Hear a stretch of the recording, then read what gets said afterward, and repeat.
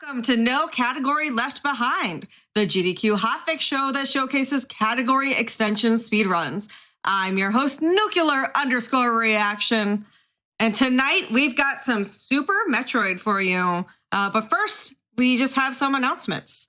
If you missed out on any GDQ hotfix shows, check out our archive of past runs and shows at youtube.com/GamesDoneQuick.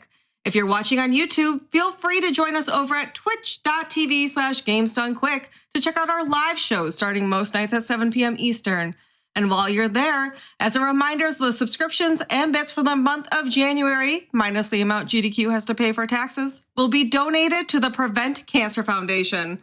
Additionally, Unapologetically Black and Fast is a speedrunning series celebrating Black joy here on Hotfix. On February 13th and 14th, Black runners will be able to celebrate their joy. You can find submissions by typing !UBAF in chat. Without further ado, let's get to the game. Fant will be running Super Metroid Club Nintendo % tonight. Now, some of you may have seen a couple of weeks back, we hosted a show with Nintendo Power %. So, Fant, what's the difference between these two categories? Yeah, it's a little bit of a fine nuance, but Nintendo Power % was a guide put together to try and get you the fastest possible time in Super Metroid, so you can get the good ending, finishing in under 3 hours. But they highlighted in that magazine that it's pretty difficult. You're missing a lot of equipment, so a lot of the bosses may be pretty difficult. So enter Club Nintendo %, which is a different Nintendo magazine that I believe was published in Mexico in Spanish. So it's like the counterpart to Nintendo Power that we had in North America or US and Canada. And the Club Nintendo guide shows you how to collect 100% of the items. This is a 100% category as fast as possible. As we'll see when we go through the run, it may not always make too much sense, but nonetheless, it will get you all the items relatively quickly. I'm excited, to see what path this Club Nintendo guide takes us. And also, I think the big question that all of us will be wondering as we go through is, are the animals going to be saved in this run? But I think we should save that till the very end. I think we should we'll see where the guide takes us. So, Fant, when you're ready to count us down, let's get started. Yeah, I'm going to go ahead and start on go. 3, 2, 1, go. El último Metroid está en cautiverio. La galaxia está en paz.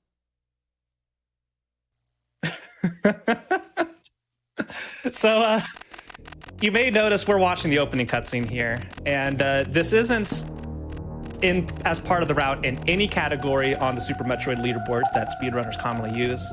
So Club Nintendo % starts, in the orbiting ship Ceres, like the Ceres escape area where you fight Ridley and all that. But that being said, I think this is what Nintendo would have wanted, so we're watching it anyway. It's truly a beautiful cutscene, really captures the story of the first two games of the Metroid series, I mean, I don't even have to say what happened in Metroid 2. It literally just, there was a paragraph there on screen that explained it, and I can't read it out loud now, so actually, there's just no opportunity to do that. Well, here's the baby Metroid that Samus rescued in Metroid 2. And she personally delivered it to the Galactic Research Station at Ceres, so scientists could study its energy producing qualities. Here we go. There is Samus, circa 20XX, delivering the Metroid to the scientists. Wait, I thought they drained energy. Well, that's what the scientific research is for. We're astounding. They discovered that the powers of the Metroid might be harnessed for the good of civilization. Can you believe it? Nothing bad will ever come of this. I honestly can't believe it. I'm pretty sure. Satisfied that all was well, I left the station to seek a new bounty to hunt. She's a bounty hunter. But I had hardly gone beyond the asteroid belt when I picked up a distress signal. Ceres Station was under attack. No way. Oh, no. I did not see this coming. So in most Super Metroid speedruns, you can just, if you start a new file, go through this cutscene, and then you reset after getting to Ceres Station, it will just have a file for you that you can copy, and you can always start directly from Stereo Station. You can skip the cutscene. You don't have to watch it every time. But as Fant said, this is what Nintendo would have wanted. They would have wanted. I think this is what Nintendo would have wanted. Yeah. Yeah, they would have wanted us to see the hard work of the developers.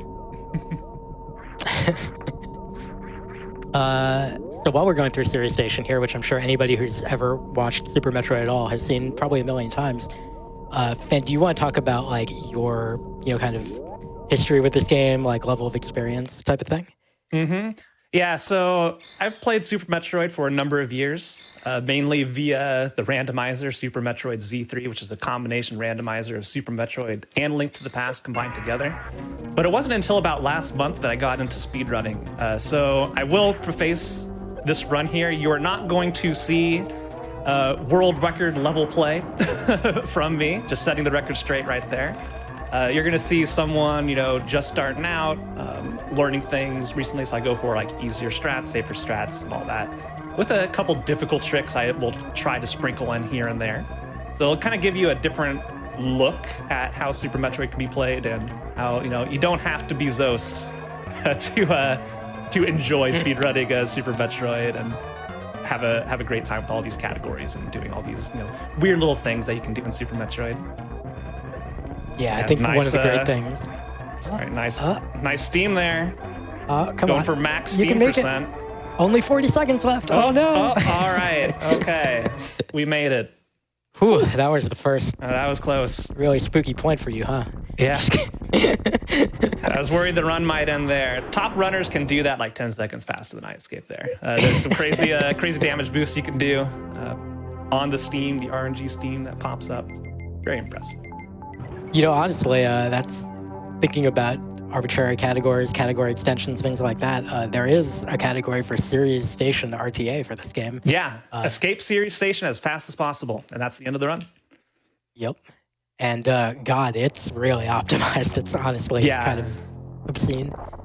Yeah, Super Metroid. Oh, go ahead, Nukes. Go ahead. I was gonna say that kind of leans into actually Fant. So we were talking about Fant hasn't really run Super Metroid in the past on randos. But you have a goal for this year, don't you? I do, and maybe not just this year in general, but it's going to be like an ongoing project. And that is, I want to get a leaderboard time for every single category of Super Metroid that exists. And there's a lot of them. I messed up my moonfall here. It's all good. Yeah, dodge the platform at the end. This room has a whole bunch of platforms in your way, and you actually can just count them. You pass 6 before you can then dodge the next thing. But yeah, I think it's really cool to see. One pit of shame, sorry. A pit of shame. I think it's really cool to get to watch, runners who are newer to the game, who are picking up tricks, who have just kind of gotten through some of those barriers to how do you beat this game, fast if it requires such and such really difficult thing. And hopefully you'll get to see that as Fant is going through. I know I've gotten to sit with you a bunch during your practice the last couple of days, Fant. Just seeing you hit those points of having the secret to a given trick, kind of click for you, and then suddenly it goes from being impossible to being, pretty much automatic. Yeah, I think if you haven't played Super Metroid, seeing Super Metroid run at the top level to get a real sense of appreciation for how difficult it is, with how awkward the controls can be, just playing through it once yourself and thinking, how do people move their fingers this way? Because the main issue with Super Metroid, what makes it very difficult to run through, is you have to use all 4 face buttons regularly for shoot, jump, run, and item select. Sometimes all at the same time, and it's very awkward since they're all on one thumb essentially to do. Yep. And in fact, a lot of people do make an effort to specifically learn different grips at different points of the run. Sometimes they'll go overhand and press the buttons that way. Sometimes they'll use the claw grip where you use your finger. And I think for everyone, that's a very individual process as well. So yeah, as we're getting to the run, we're heading back up from our first visit back to Old Brinstar and picking up the morphing ball. And now, according to the guide, we having collected that missile tank, we're going to be... Oh no, where's number 3? man, this guide is this even in order? The guide's really weird. It has you going like around 1 million different pages. And yeah, I should focus here because I'm just falling off the wall. Top tier gameplay right here for me. This room is unironically very hard, by the way, to do fast. Casually, of course, you probably fall down 1 million times too, because it's hard to do normally. And wall jumps are very awkward. And the SNES D-pad is very, very good at deciding that you are aiming up or down. Oh my goodness. Suddenly. Also, right, Samus is very slippery. Very, very slippery, yeah. Oh gosh. Yeah, when you do this room we made it. smoothly. PB. No. That was garbage. It's fine. When you do that room smoothly, it looks fantastic. When you run into any trouble with the D-pad whatsoever, it is just an utter nightmare. But fortunately, most rooms are not that awful. Tried to do a little fancy mock ball there to go faster. Instead, got hit by all the little... I forget what these specific enemies are called. They all sound the same. I just call everything a gamer in this game. Gamer specific are the ones that like stick on platforms and rotate around, but yeah. Not everything's a gamer. There's a name for all of these enemies. Gamer sounds a lot like Goma. Yeah. So would know a lot about that. Yeah. Yeah. So this is the standing up gamer. This guy has 800 HP. Missiles will deal 100 damage to him, and regular shots 20. So Fan just unloads his 5 missiles. Well, 10. Sorry, this is not any percent. Into the Chorizo as quickly as possible, and then finishes him off with some beam shots. So that was pretty good. And yeah, but now for the most difficult trick in the run, the Alcatraz escape. See if I can do it. This is incredibly precise. And count them up. That's 1, 2. You got this. The wall jump at the top there is definitely that's one of the two really tough sticking points for people learning this trick. The other one is getting the morph. All right. Very nice, very nice. Very nice. Yeah, so getting the morph out of that particular wall jump is actually really finicky and challenging for new runners. And I find the secret to that is kind of like rolling your thumb from holding left to holding down. And that causes you to kind of morph as you get up in there.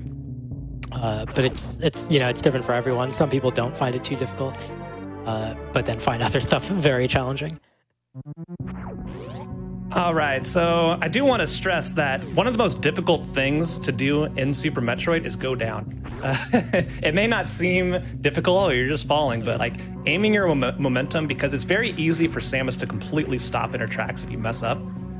So just the simple act of falling down is very difficult, and takes practice on every single room in the game if you want to, get good and fast at it.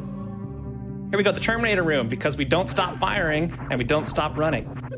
And I guess messed it up somehow. Oops. Yeah, it looks like the timing was slightly off. Mm-hmm. If you do manage to start a shooting there at exactly the right time, you end up basically killing everything in your path. You did manage to get the missiles on those 2 enemies, which is really nice. Now, normally you just do a damage boost through these enemies, but since we collect so many missiles in this category early on, yeah, we don't have to worry about it.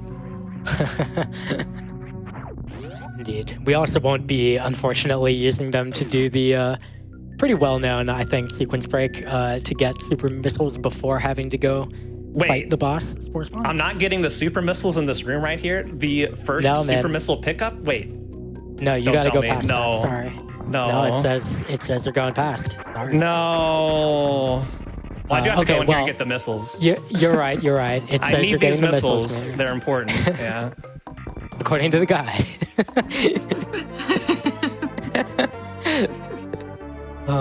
Yeah. So for us to call back to the category real quick, which I'm sure people are wondering about. This is again Club Nintendo %. We are going according to a guide that was printed in a Spanish language magazine. Printed in Mexico, called Club Nintendo, that described a route for you to get 100% of the items in a specific order. And because speedrunners really love memes, there is a category where you follow that route exactly in the order it is described. And so you are required to get the items in that order, which means you cannot get the super missiles that are in that room that Fan just visited before going to Spore Spawn. However, you must get these right now. This is actually called out in the guide. Yeah, generally these guides, like, they do stuff that makes sense. There's a couple things that are very difficult. So the game does teach you about wall jumps at some point. We're not going to be going to that area for a long time. But yeah, we need to come down here, get some more missiles. And of course the charge beam, because, well, we need to go beat Spore Spawn. Oh, I didn't even practice Spore Spawn. I thought I could just skip them all the time by getting those super missiles. Like, I can't remember the last time I've seen Spore Spawn. I mean, you should have read the guide. It says it right here. Oh, Look, I'll give you the strats, okay? They're right here in the guide, all right? okay. What are my strats for Spore Spawn? All right, so it says, agáchate en una esquina como indica la foto y dispárale a las pequeñas esporas para obtener energía y missiles. En cuanto el jefe se abra, dispárale missiles al centro. Repite la jugada hasta eliminarlo. I think, yeah. Okay, yeah, So, I think I you got got it. that? Okay. Man, do you speak Spanish at all? No. All right, you got this. You got this. Easy. All right, By the so way- I think I heard shoot these things. Yeah. That is correct, yeah. Yeah, I think it says, my Spanish is super rusty. I only studied in high school, but I'm pretty sure it just says to shoot the spores to get energy and missiles. And when he opens his mouth, shoot missiles to the center, and then just keep repeating until he dies. Yeah, this Legend, boss. everyone in chat's complimenting your Spanish, by the way. Just Oh, yeah. Awesome. put that out there. Thank you. No, I'm great at reading the words that are written and pronouncing them. Sometimes. Just don't ask me to like make a sentence. That will be impossible.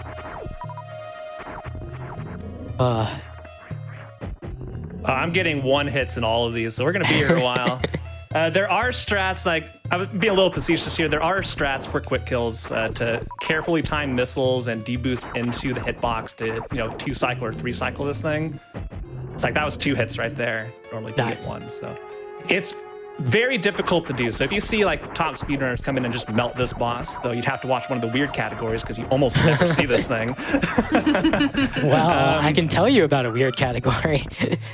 Oh my goodness. Oh no! So the game had to correct itself because I got 2 hits in one. So I was like, okay, you're gonna get a cycle where you don't get any missiles. That's okay. The game does not want you to run out of missiles. Oh shoot.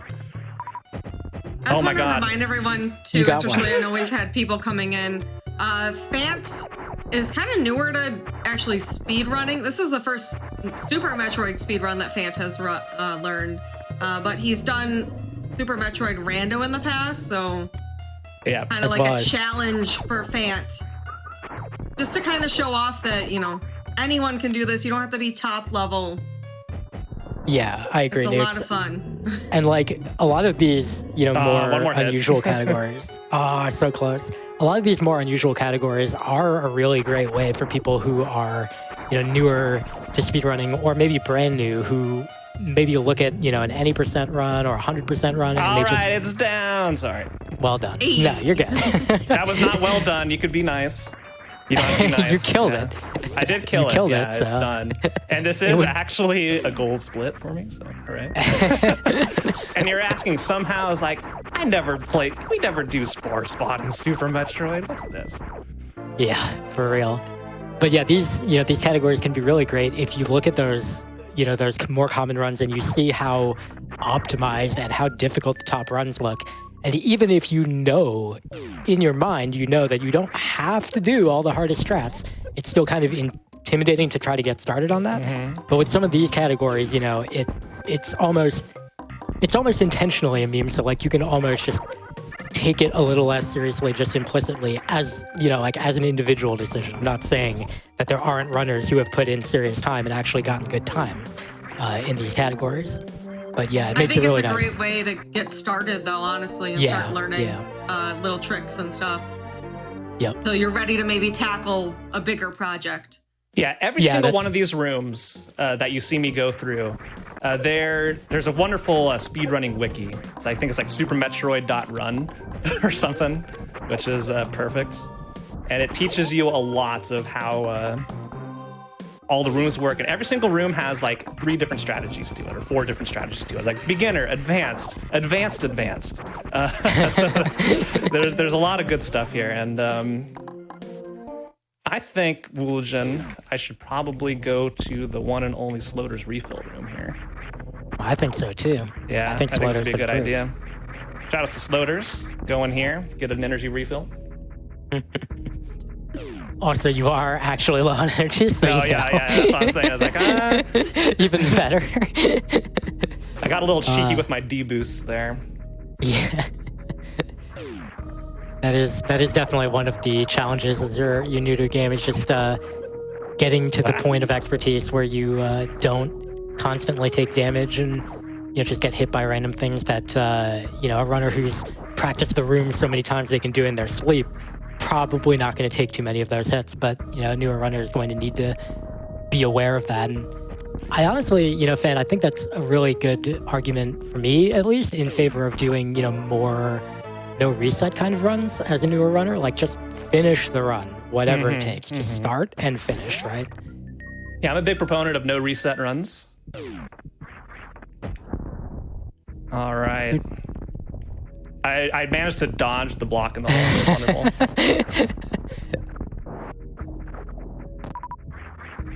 I'm just catching up on the We're grind moving here. along. We're moving along. So now this is where most runs will go to Kraid and beat Kraid. But Nintendo knows, hey, you should go get the high jump boots first, because that will allow you to beat Kraid. So that's exactly what we're gonna do. We're gonna head down to Norfair just to get our high jump. Excuse me, I can't speak English. I promise. High jump tank, high jump boots, the missiles, and all that. So there is a little optimization here I'm going to be trying to go for that involves just sniping this Gamer, which I think it actually is this time. Right there on the left. E. Yeah, so that just allows me to open up the door in advance, because whenever you have to like unlock a door by killing enemies in this game, it counts it as complete once the door has been opened when it's splashing. If you don't open it while it's splashing and the enemies are killed, you have to re-kill the enemies next time you go in order for the game to save that information. So we definitely want to do that first and make sure we open the door. So that's why we did that there, because otherwise we have to wait for the little Gamer dude to go over, kill him, and that's slow. So yeah, don't want to do that. It's honestly a non-trivial time save, so it's nice to be able to get that. All right. We're heading back up now, I believe. Yep, so we got our Kraid starter pack, which is good. Even got a super missile drop there. Awesome. That's excellent. Because you're going to need that. You're going to utiliza un super missile para abrir camino. In English, please. You're going to shoot the wall here with a super missile. Okay, got it. See, this is why we needed high jump boots, so we could do that jump there. That's right. You couldn't have made it any other way. Couldn't have made it any other way, yeah. That's what the guide says, yeah? Yep, and we believe in the actually, guide. It makes no mention of that jump that I can tell. It just says go. I mean, it does. Yeah, I mean, it makes you go get high jump boots, but it doesn't specify anything about that jump. It's Wonderful, really funny. wonderful. All right, this is where the game baits you out. It's like, oh my god, it's Kraid. It's like, oh, that was easy. Yeah. Because that's how big Kraid was in the original Metroid game. All right, first deboost of the game. Yay. See, it looks like I do speedrun this game sometimes. All right, here we go. Ben's going to be going for the Kraid quick kill here. He has learned this, and I've seen him succeed at it, so let's see. We're trying to freeze Kraid's mouth open with a couple well-timed missiles, and then immediately followed up by a super missile. So we got... Got 2 hits in there, yeah. Yeah, that was the barely too early version, I think, right? Yeah, I was too fast. And that's the other common failure that can occur. Kraid's hand can just get in the way. But of course, when you are, learning tricks like this and you're not 100% consistent at them, it is, again, really good to do, no reset kind of attempts so that when that goes wrong, you know how to back it up and actually kill the boss. So I use all my missiles, just collect some missiles here. Oops. Yep. Oopsies. But yeah, speedrun-wise, it is always better to be able to defeat the boss than die, so... Yeah. Now we have the Varia suit, which allows us to take less damage and go into level 1 hot zones. But not level 2 hot zones. Level 1. Hey, we did another D-boost, hooray. Nice. So D-boosts are a funky little thing you can do to force your recoil to go in ways that you want to go. And depending on the damage source affects how many frames you have to press a certain direction on the D-pad based on where you're facing to get that big recoil. So on spikes and other damage sources like that, it's 10 frames. Wow, these jerks. And then for enemy projectiles and enemies themselves, it's only 5 frames. So it's easier to do it off of spikes than it is to do it off of enemies. We're going to be trying doing it many times off of both throughout the run. And how nice of the game to give us an energy tank right afterwards. And now we have everything we need to go back into Norfair. Because we're going to take an adventure to Bubble Mountain. Okay, so according to the guide... Oh, wait, that was step 31. Okay, so it says step 32 is on page 13, I think? Yeah, so this guide unironically reads like a choose-your-own-adventure book because it constantly has you flipping between pages. Like, you go to this, and then go to page 17 to continue. And then go from page 17 back to page 13 to continue. It just keeps on going. Okay, I'm starting to get it. I see. They organized it by zone. I get it. Okay, that's fair. I mean, it's not good, but it's fair. Okay. Yeah, it's... Mm-hmm. So step 32, aquí carga y suelta bombas para descubrir este missile. Okay, so that's this damage boost missile right down here. Did. And you have discovered it by laying bombs there. Mm-hmm. Can't believe the Club Nintendo guide is making me do damage boosts. What is this? I know. I thought that was a standard level technique. Okay, yeah, there's one thing actually coming up here that I am shocked is in both Nintendo Power Percent and Club Nintendo Percent. And I'm wondering if they actually played the game when they came up with this guide, because it is a difficult jump. I'll demonstrate it to you momentarily after we get Speed Booster. But first we need to, this is Bubble Mountain, by the way. I think the name speaks for itself. Gotta try another damage boost here. Hey! We talked about this, okay? I was like... You're so nervous about this run, and you're like, oh, let me do these damage boosts on these spikes. I'm mad. Oh, God. Yeah, so we don't have to do it this way. It's just, there's another alternate way to get here, but that's not required by the guide. Coming up, though, is something that's required by the guide. We're in here to get Speed Booster, the go fast button of this game. And it makes you go very fast. We'll be utilizing it everywhere.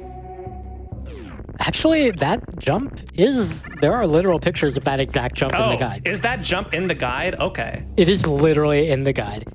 Wow. What? They wanted cash? Like, what? Yeah, right? Yeah, some things, and the thing that makes even less sense is coming up after we get Speed Booster here. So yeah, Speed Booster's in here. Wonderful. Perfect. Get your less than signs in chat. Less than sign, yeah. I'm sure someone actually has a Speed Booster emote. I want to see them.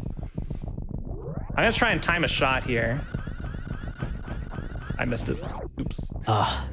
It opens up the door so you can jump over here and get some energy. I'm going to get some extra energy here just for the next room. So I don't have to worry about anything. All right. That's never a bad plan. Marathon safety, though we're not in a marathon right now. This is the GDQ hotfix running between AGDQ and all that other stuff. And mess this up. Okay, we're gonna try and wait for this guy to come back and deboost off of him. Oh, Lord. Okay, we missed it. We missed it. Okay, so here's what is expected of you to do in Club Nintendo Percent. You need to do this jump. That is not easy. What? Yeah, that's expected. Apparently, it says, sube a esta parte con ayuda de las bombas. So it wants you to Wait. bomb jump up there. It wants you to IVJ?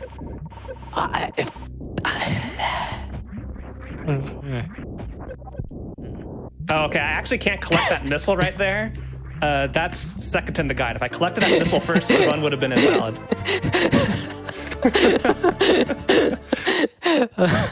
Okay, now we can get it. Okay, the run is safe. Oh my gosh. It really is in that order. 41 is the reserve tank. 42 is the missile tank.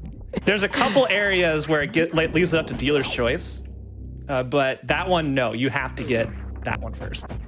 And that one. Oh, God. So when we say we're following the guide, we are following the guide. Yeah, for those of you who are maybe just coming in, this is Club Nintendo Percent, and basically we are following the Club Nintendo guide to complete Super Metroid. That is the speed run. So it's Indeed. super unoptimal. But also expects you to do some... Oh, just you wait, Nukes. Yeah. Yeah, Yes, in I'm- so many ways. Yeah, God. Yeah, big +1 to what Nix was just saying. And in addition, specifically, this is a 100% guide where there's also the Nintendo Power category that we've mentioned a couple times that has it's a guide to get the 3 hours speedrun ending effectively. This one is instead get all the items. And yeah, suboptimal doesn't even begin to describe it.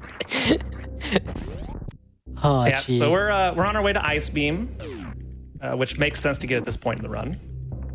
It actually does, but the reason we're collecting it now is for something truly atrocious that we're going to be going to as our next item. Where are we going next, Lucian?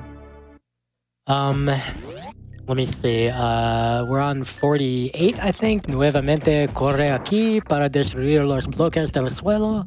Después utiliza una power bomb. Wait. I understood Wait, Power what? Bomb. Okay, no. We must be on 45. Let me go back. Ahora Wait, con I think el I got ice this. beam. Please. Oh, Hey. oh, let's go, dude. I watched Fant practice that. Oh, that's so good that you got that.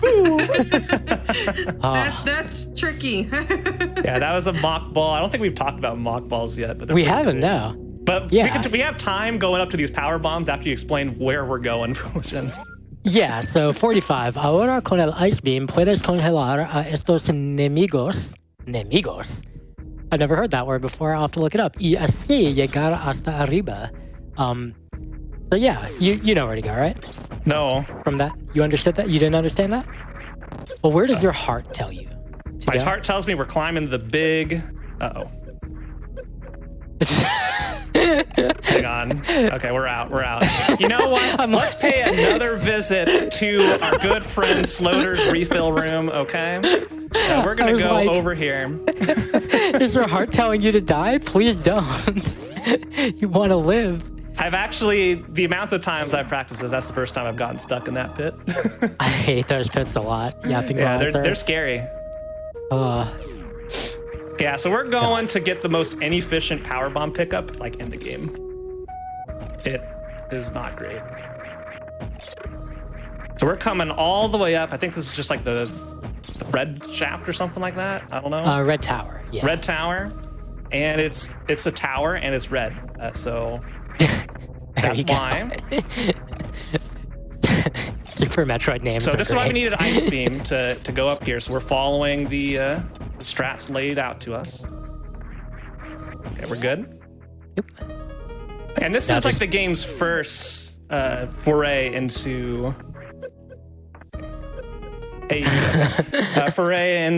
power bombs. It expects you to get the ice beam and climb all the way back up here. No, like optimized speedrun route does this because it's so slow. There are many other power bomb pickups you can get. Okay, we actually got that. That was pretty sweet, pretty sick. Nice. I'm liking the damage boost you're pulling off. I think it's really good that you pulled off that mock ball back there too, because it kind of gets to show off like the amount of kind of excitement that like nobody's getting that excited when Zost pulls that trick off, right? Because he's probably done it like a billion times or whatever. He had a point where he was playing this game and did not have that level of success with that trick or any trick or whatever. And so that's what you're getting to see is like, you know, from Fant, who learned that over the past 2 weeks, cramming in so many different techniques in Super Metroid. No Vile Bloom. Okay, sorry, we're good. And being able to pull that off, you know, tonight in a live setting, you know, feels awesome. Like that's part of the joy of speedrunning. You can't escape the Vile Plumes forever, dude. Okay, so I'd like to announce that there is another category in Super Metroid called All Vile Plumes, and the goal is to get eaten by every single one of those Vile Plumes. Why are they called Vile Plumes? It's because they look like Vile Plumes, the Pokemon. That's it. So we went all the way up there to get those power bombs, and guess where we're going? We're going all the way back down. And it gets even better. Because you'll find out exactly where we're going to, that there are ways to get arounds momentarily. Okay, so now I believe we're on. You know what? I'm gonna double check. This is getting. We're heading to Crumble City and our good friend Crocomire. Yep. There we go. I see. 47 sent you to page 14. Yep. So on page 14, I see step 48. Nuevamente Correa. Yeah, I read this part before. Okay. Now you're using a power bomb. Yeah. So remember where we were to get ice bombs? I was about to say like ice missiles, then correct myself to ice bombs. That's Metroid Dread. We're playing Super Metroid where it's ice beam. We crossed this section where I did that super sick mock ball.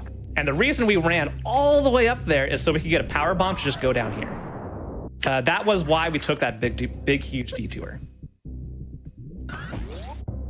Uh-oh. I need to activate. I think you're fine. You're fine. Your life's been fine. Yeah, we need to go back up there.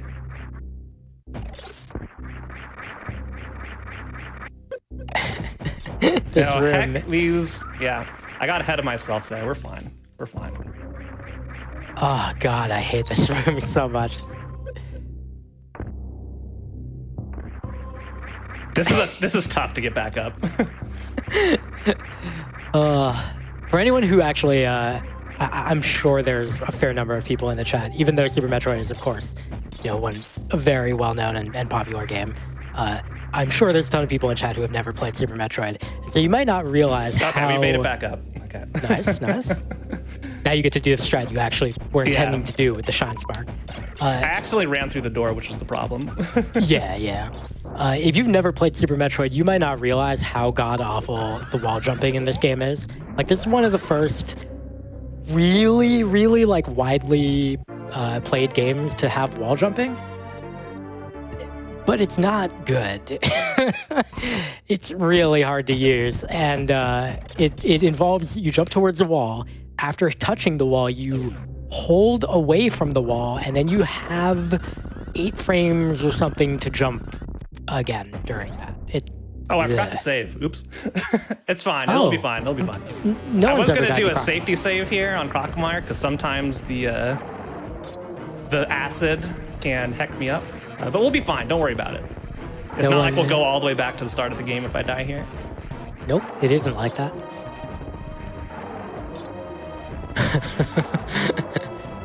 Strats for Crocomire, not too complicated. He opens mouth, you shoot thing in mouth. Really, anything works, but Charge Ice Beam is a pretty solid choice. Yeah, most people use missiles here or super missiles, but I like the Charge Beam strats. Yeah, especially when you have a limited count, you kind of want to just make sure you still have All right, here we go. Will the run die? Now we're good. Easiest jump of my life. Easiest. Even a gold split, surprise. Ease in the chat, please. So I don't know if anybody noticed this. I actually just noticed this for the first time like the other day. Look at the bottom of the screen. See those little things right there? That's Crocomire relocating to his position behind the spike. See it go up there on the left? It just went off screen, and now he's there. How many of you did not notice that? Because I just noticed it like literally last week that was there.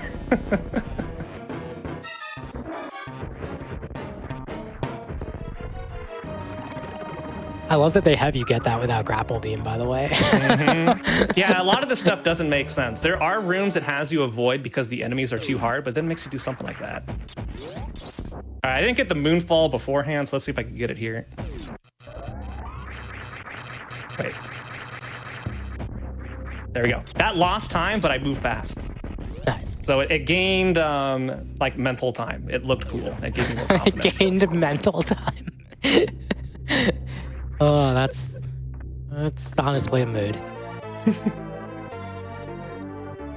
You know, given your confidence, right? You know, I could do it. All right, where are we at in this? Oh wow, there's a lot of text for this upcoming one. You might need a refresher. Okay, yeah, go for it. 54. Coloca una powerbomb donde indica la primera foto. Ahora corre, carga poder para un super salto. Ejecútalo donde indica la tercera foto. Oh. Okay. Did you remember to presiona el control hacia la izquierda para tomar el missile? I think so. Yeah. Okay. Good job. Thanks. Good. Excellent. Okay, now we got our friend the grapple beam.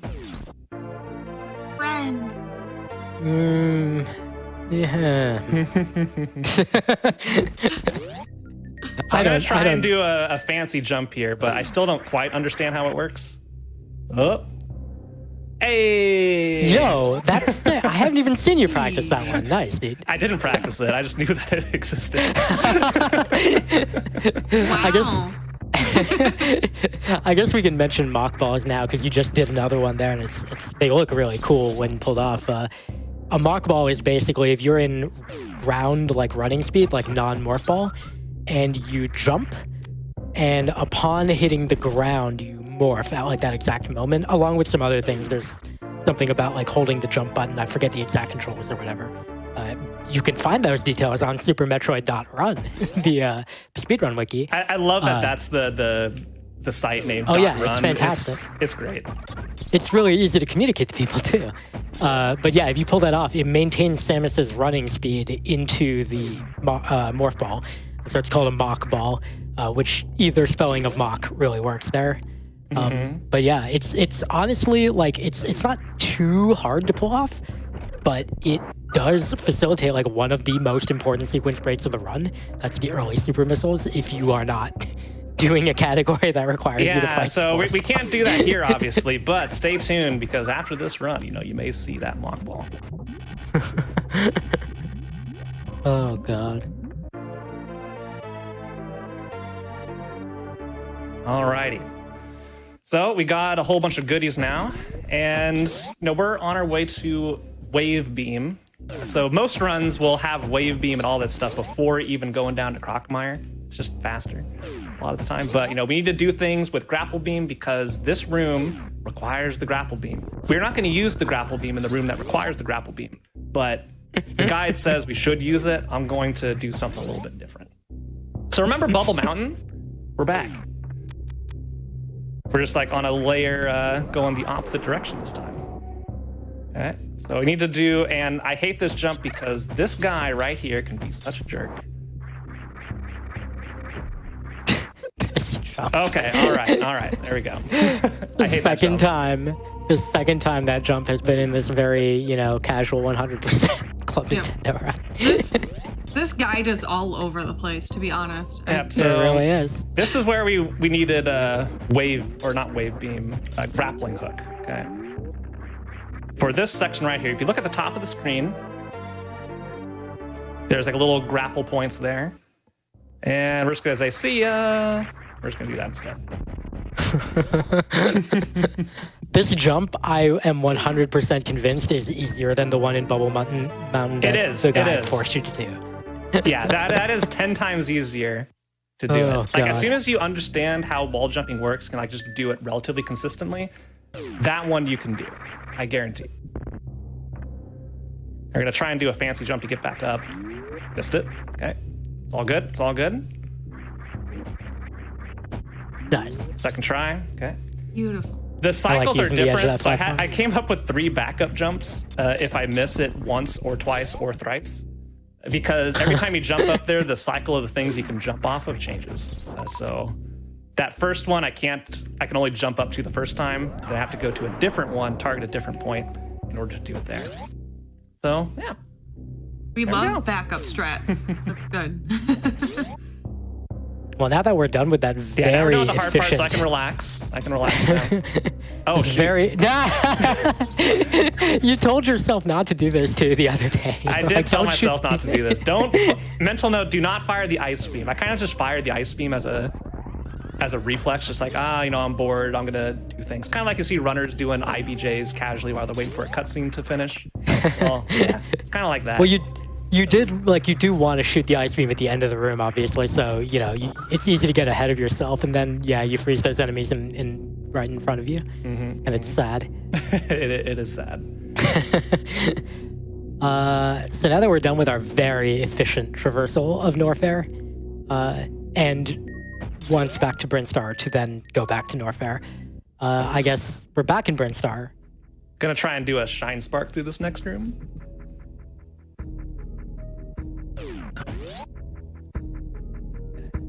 You're gonna go for the. Rip. Whatever. So this is actually a thing that I know, and that you'll have an opportunity to pick up soon.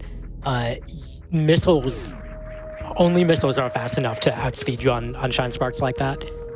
So if you use a missile there, you can still, I believe, beat it out. But if you shoot it early enough, you can still let it hit the door before you.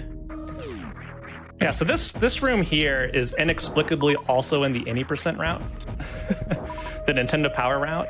I don't know why. This is, if you don't know what this room is, this gives you the X-ray visor, which you use in order to either microwave a boss or, oh my god, Oh no! Oh god! it's fine. Don't worry about it. Yeah, it's fine. Okay, we're fine. It's unfortunate. fine. Everything's fine. Oh my god. All right, we're good. Now we just have to get out. You That was a remember when little you were embarrassing. You remember when you were gonna make a safety save before this room? Oh, oops. I accidentally clipped through the It's floor there. fine. My bad.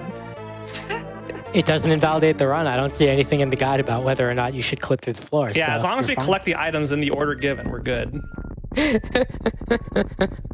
Yeah, oops.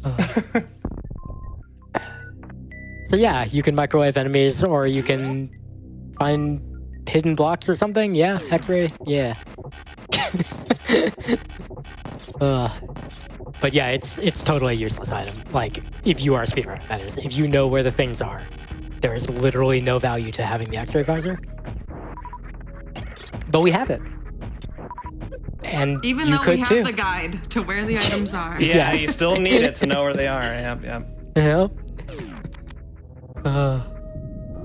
Not only that, Nukes, but it literally even shows us like where the hidden blocks are that block our way to those. Sure does. I'm gonna pick up actually I don't, yeah, just a little bit of health there. So remember where we got the first power bombs? Way up the red tower?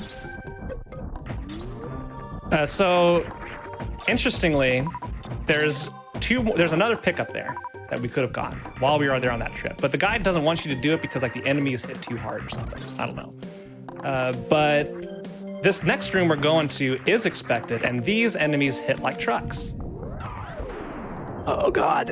Yeah, it'll be fine.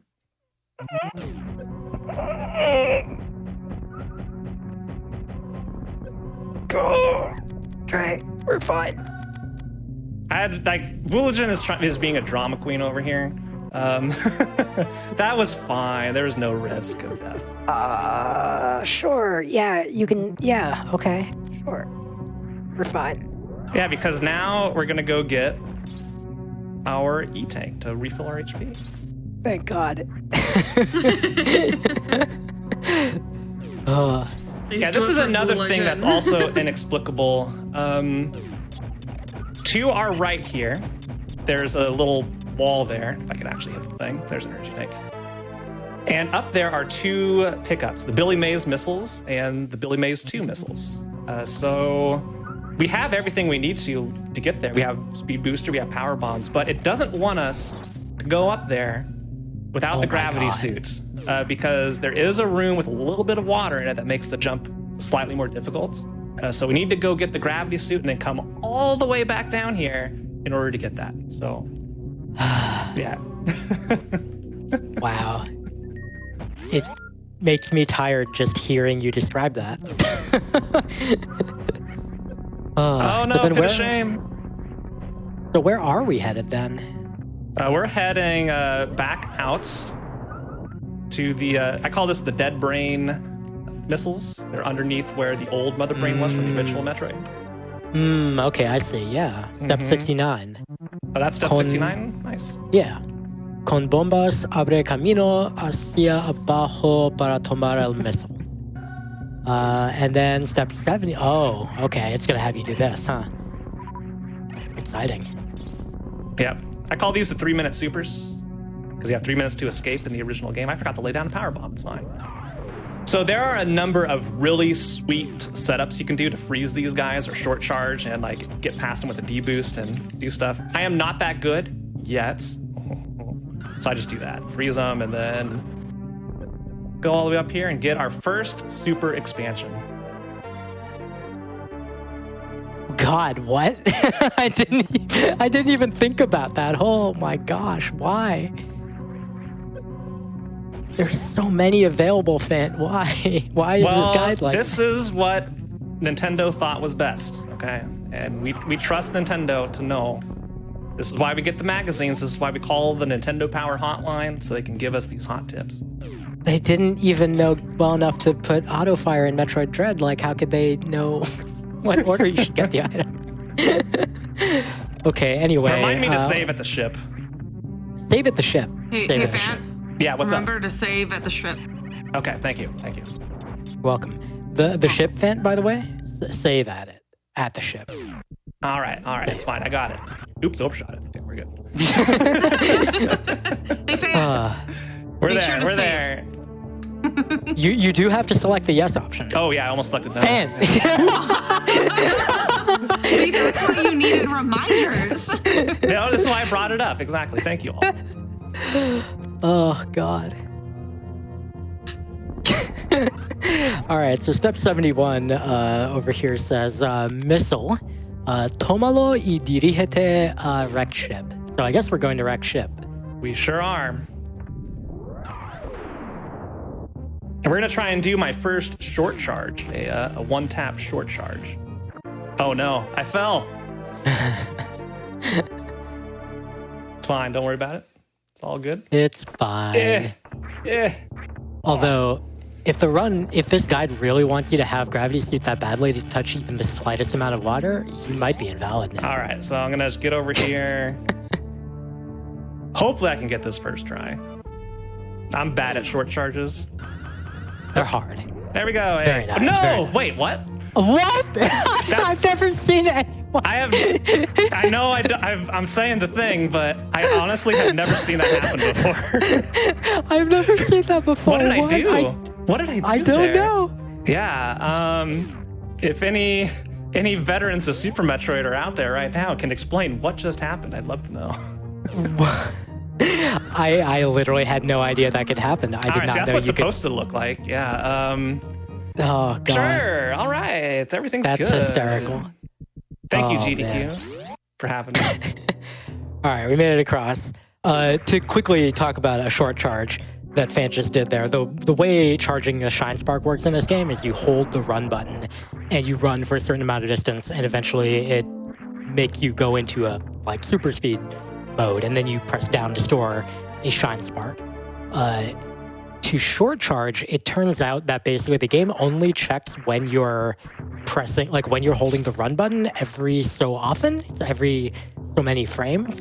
So as long as you tap it with a decent rhythm, you'll get registered as still being running, quote unquote, but you won't travel as much distance because most of the time you're actually walking. And as a result, you'll get the charge over a shorter distance. But now we're going into Fantoon. Yeah, did you know Fantoon is the reason I'm named Fant? There you go. Fantoon was taken, really? so I had to shorten it. Never knew this lore. I've known you for so long. There are multiple setups and patterns of memorization, so Fantoon can do a whole bunch of different things. I know very little of it, I'll be honest here. So I'm just going to be doing what I can. It's quite weird. And you can like 2-cycle this boss. We are not going to 2-cycle this. Well, I think, like, I don't think there's anything particularly weird about, like, when you don't know the strats, what you're doing is, I think, basically the best thing you can do, which is just get the flames out of the way, and then when he opens up, just missile. Missile. I time the missiles because if you spam them all at once, Fantoon will go invincible. But if you do 2 and then 2, you can get more in like that. So that was like, I think 5 hits. So we just 1,000 HP like down. He has 2,500 total. Okay, that was 4 also, hits there. You're not using super missiles. Do you want to explain why? Yeah, Fantoon does not like super missiles. He gets very angry. And we'll go into an enrage phase. Though I probably should super here. I wasn't paying attention to my counts. I could, I'll probably be fine. Yeah, I think you're in super range I'm gonna fire 1 more missile and then a super.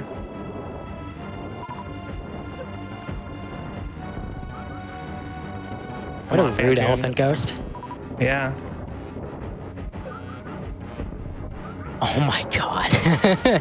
Okay, yeah. There you go. Very nice. Very nice. I had enough HP down where the super missile did 100 damage, the final 100 damage needed. I could have fired that super missile like 5 shots earlier, but, you know, don't worry about it. We're through. It's fine. Yeah, and you could totally, like, you could count gonna get these during power the fight. bombs for reasons.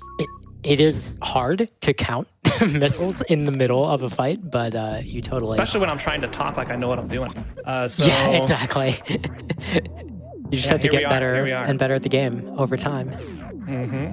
Speedrunning is all about improvement and the joy of improving. And, you know, that's something I think anybody can get behind. It's fun. Not even like, you don't have to grind for world records. You can just speedrun, have fun with it, learn some tricks, get the time down to a comfortable thing for you.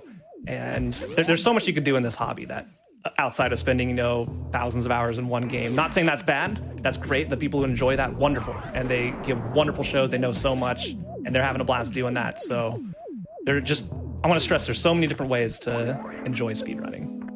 Yeah. And I mean, Fan, you're speaking as someone who has put thousands of hours into any one game, not necessarily speedrun related, but surely you've got at least one game I know of that qualifies under that. Yeah. I will say I've spent thousands of hours in Ocarina of Time, unironically.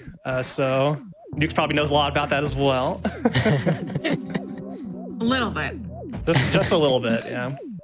But yeah, I think that's, again, tying back to a point that we made earlier, but, you know, for people newly joining us over the last hour or so, like, one of the nice things about these, you know, these category extensions, these, you know, for fun categories, these like wacky ones that people do, is that they offer... Sorry. You're the one running. You make any noises you need to. That these categories, you know, offer a chance to look at a game in a way that is really fresh without having to necessarily be, you know, subjected to any of the pressures that, even if nobody is putting pressure on you to play a particular game, you know, to a particular skill level, if you're experiencing that pressure, you just feel that, like, because of, you know, the type of person you are, it just feels like there's a lot of pressure if you try to run any percent, where there's some people like Zost and Zenny and Oates and so on, who are just so ridiculously good. You know, Behemoth, God, there's so many people. Then you don't have to run that category. You can just stay far away from it. You can do something entirely different. You can do Spore Spawn RTA if you want. No, don't do that. Category that I know I'm going to have to do it eventually, but don't. Hey, you never know. Someone might actually unironically enjoy Spore Spawn RTA. I don't know who that would be. I don't think I'll ever meet them, but they might. If it's what you want to do, great. That's wonderful. I'd rather have people run things like I think are not fun because things are fun for different people. Surprise. I know that may be a I'm shock. a big believer that we should really, gaming is meant to be fun. So do what's enjoyable to you. I like right, doing The weird next pickup randoms. here, sorry, is the Sky Missile. Shout out to Sky Bills. But here, it's not named after Sky Bills. It's just in the Sky sky. Bills. So, yeah. We can name it after Skybills. We can rename it. This jump is not easy to do this final hook at the end. So I'm getting height, and I need to hook left or right at the perfect moment. I'm a little bit early, a little bit late. We'll get there. We'll get there. Yeah, I struggle with this type of thing too. It's always close. It's always interesting to see the different things that different people struggle with as they're learning. One fun thing, Fan, I know is that you and I were both we were working on trying to learn trying to learn the Zebutite skip later on. Yeah, that'll be coming into play later.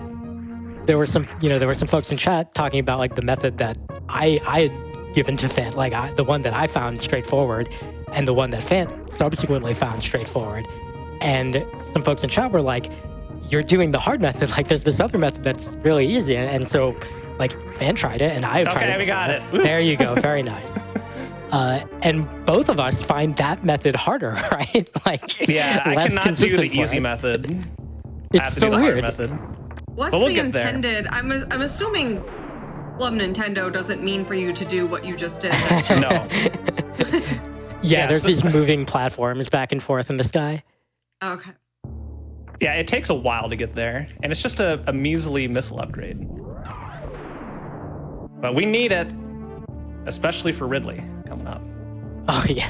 We're gonna be going on an We adventure really before need we it. do Ridley. Yeah. Oh man. All right, so this area coming up is commonly referred to as the bowling room. All right, I'm just getting some extra health here because there is why? a lot of deboost I'm going in here. Why is it called the bowling room? Well, Yeah. just wait. Just you wait. Oh, Dude, this room this room. here. Okay. No. Yeah. This room's called the bowling room. I was like, Woolagen, Yeah. do you know what bowling is? I'm a little concerned. Okay, this is I the thought bowling you had room. watched Super Metroid before. God. Yeah, Nuke, see if you can understand why this is called the bowling room. It's not difficult.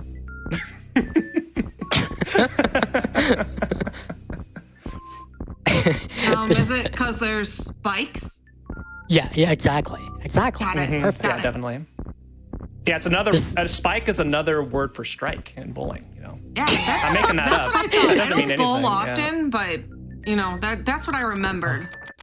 This really does have some real just marching down the entire lane to right in front of the pins to just hit them with your ball. What a beautiful room. Yeah, so this is where the X-ray visor is required. Because you need to know to power bomb through this wall. Oh god. Oh, we're good. All right. Well done. So this is where I'm going to take another safety save after I get the gravity suit here.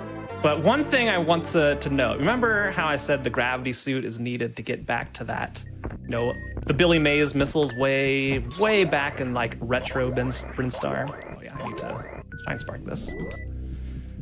Well, it's used for one other thing that we could have gotten way earlier, and in every other 100% category is gotten way earlier. But we needed the gravity suit for it, and that's the ocean missiles because it involves going into the water. Anyway, gravity suit, yay!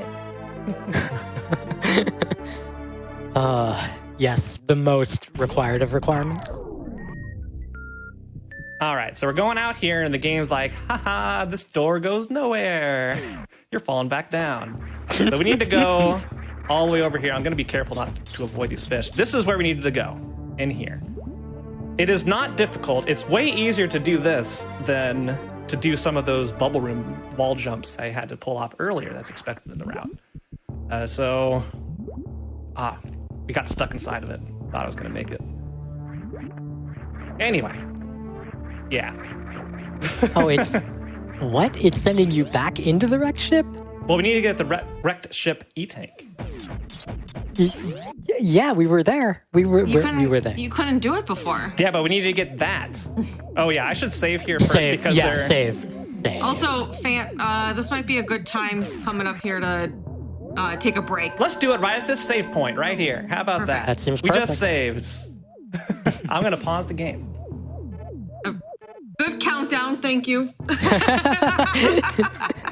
I even told Fant beforehand to count down for poor Ray. All right, 3, Negative 2, 5. 1, stop. Okay, there we go. Okay. We got you. We got All you. right, everyone. We're going to take a quick break. And on Hotfix shows, we like to emphasize wellness breaks. So make sure, get up, move your legs, maybe get a snack, maybe go to the bathroom, grab some water. And we'll be right back with more Super Metroid.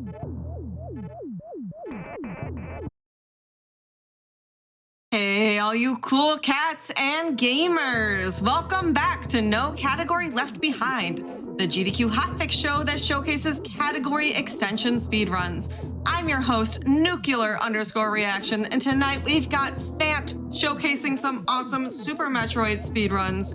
Right now we are in the middle of Club Nintendo %, a speedrun category that follows the Club Nintendo guide as to when to collect all the items in the game. So we're following that guide, getting things kind of at an unoptimal route, and it's been a fabulous time. Before we get back to the run though, I do have a few announcements. Unapologetically Black and Fast is a speedrunning series celebrating Black joy here on Hotfix. On February 13th and 14th, Black runners will be able to celebrate their joy. You can find submissions by typing command UBAF in chat. Additionally, Frost Fatales 2022 is coming up February 27th, starting at 1:30 p.m. Eastern. You can find more information at gamesdonequick.com/framefatale. After this run at 10 p.m. Eastern is the Community Spotlight featuring Wind Waker Any %, no MSS, and Wind Waker HD All Dungeons. All right, Fant, I'm ready. This has been super, super enjoyable. So whenever you're ready to count us down and get going again. All right, on go. 3, 2, 1, go. All right. Should have taken that opportunity to turn off Ice Beam, but now we'll keep it on. All right, we're now at the scariest room in the entire game. This is called the Spiky Death Room. Well, not this one. This next room. This is called the Spiky Death Room. That is a scary name. You're really gonna deboost in this room. Yeah. Okay. Fair Yeah, we're enough. fine. Yeah, it's all good. All right, we're through the Spiky Death Room. Once. No, that's the only time we're going through there. More on that later. Oh, that's right. We're playing Club Nintendo %, remember. True. We don't go back to that room. Well, while we're collecting this E-Tank, thankfully with Gravity Suit, a lot of the times in speedruns you won't have it here. I'll just give a quick recap on kind of some of the administrative details. So Fant is a newer runner to Super Metroid. He is not a new speedrunner. He's been speedrunning for a pretty long time. But Super Metroid in particular, he's really only had rando experience until pretty recently, within the last 2+ weeks. Has been grinding this category, as well as a little bit of Nintendo Power %, a little bit of another category that we'll see in a bit. Yeah, Tickle the Fish is coming up. Don't you worry. And this category is Club Nintendo %. As we mentioned, there is a guide that was published in a Spanish language publication by Club Nintendo, or called Club Nintendo or something like that, that gave instructions on how to collect 100% of the items in the game in an order. It is an order, all right. Yeah. It's definitely is in an order.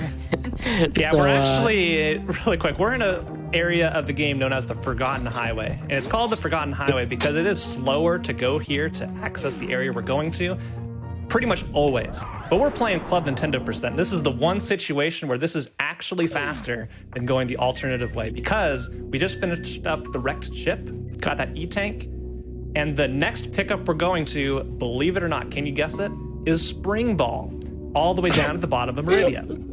That's where we're going. Is this Don't ask me DLC? why. Oh yeah, this area is the DLC. Yeah, for sure.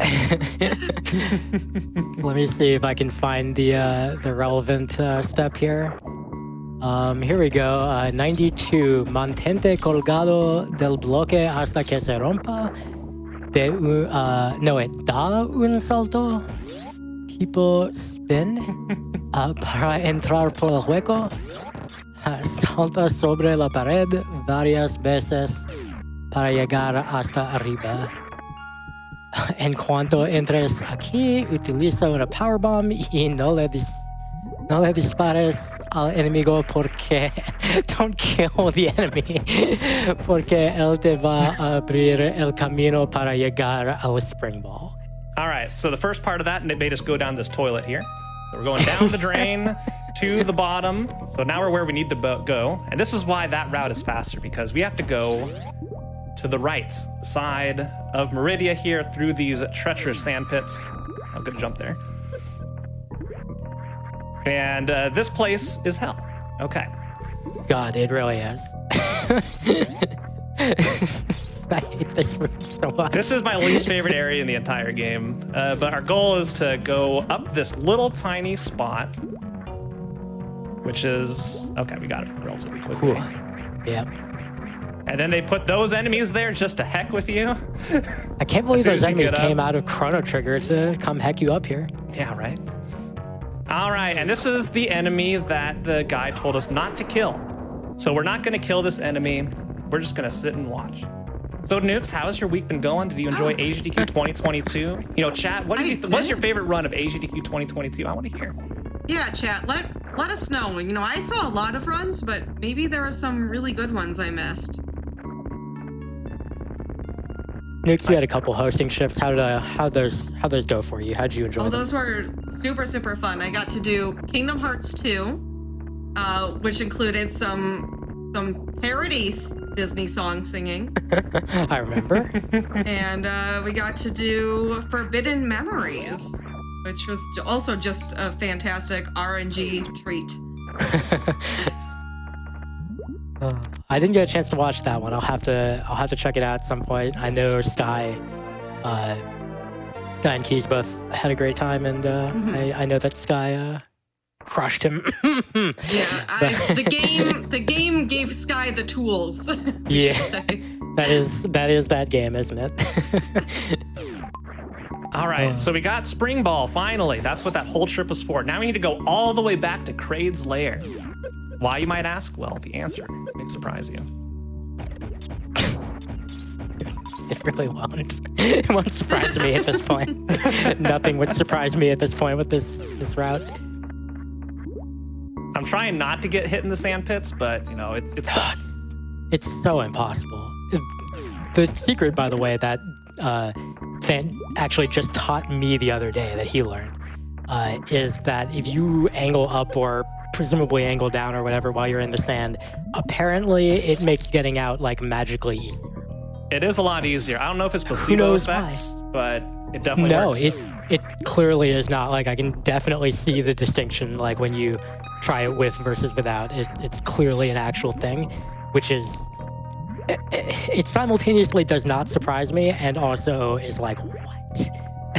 Yeah, the movement tech in this game is really weird. And okay. We're out. We're out. Okay, so we got Spring Ball, and that unlocks a new pickup for us, which you're now gonna go get. If I can get by this crab. This is like playing a randomizer seed and you like get a new thing. You get a pickup that unlocks exactly one other pickup, and you immediately leave the area you're in that has like 18 checks you haven't checked yet to go get the one thing. Exactly. It's making a big play, you know? Yeah, so we're going all... boy. Remember this area? Yeah, we're going all the way back. Oh my gosh. Yep. It's definitely a play, Nukes. I can say that for sure. Maybe it will pay off for Fan. I play a lot of The random. worst item this could be at this point, see, I have like 110 missiles, so we really don't want to see missiles here. That'd be bad. So let's see what we get, and... Gosh, dang it, it's freaking missiles. Oh, missiles. Of course it's missiles. not paying out. That's rough. Yeah, that play did not pay out for me. That really gives your opponent an advantage. Yeah. Sorry. Yeah, thanks. Maybe- Thanks for that one. Maybe you shouldn't have followed this guide. I don't know. But Nukes, we have to follow this guide. In life. Yes. Many life lessons to be had. All right, so now we got those very important missiles. So now we can go back to where we just were.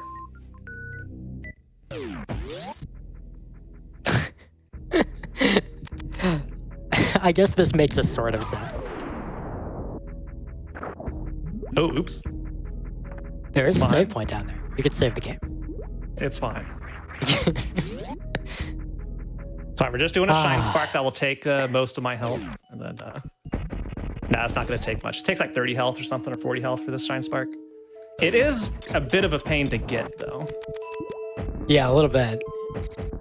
In addition to having to open this game and do all this stuff, it is very easy to just miss lining up the Shine Spark that we're going to do for what's called the Okay. Main Street missiles.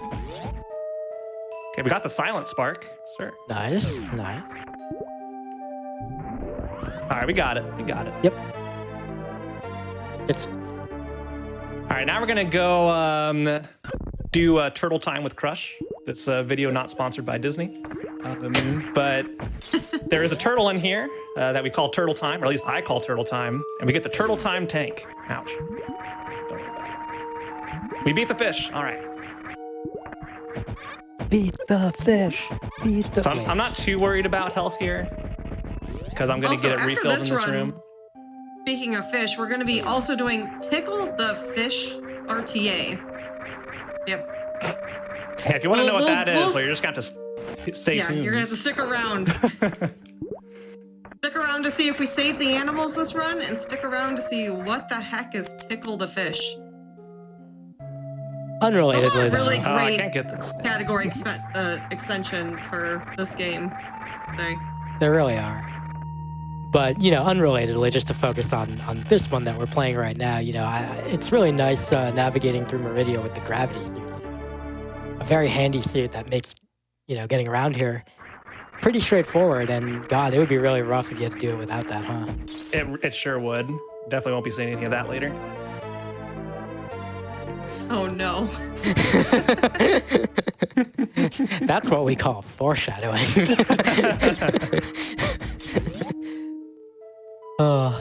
Yeah, but since it is my mission over the next year to finish every single category of Super Metroid, I'm gonna have to do all of these. Oops. It's fine. Back up. Well, you know, we've been talking a little bit about how like category extensions and, you know, things like that are a really good way to kind of just get into running a given game. Hey, you know, everyone watching tonight, if you all want to get into Super Metroid, like, it's a great game, great speedrunner, great speedrun, I think you and will, is a yeah. great Yeah. speedrunner, but also, you know, you want to get into, you know, like a first game, this is a great game to try it with, although it is very difficult.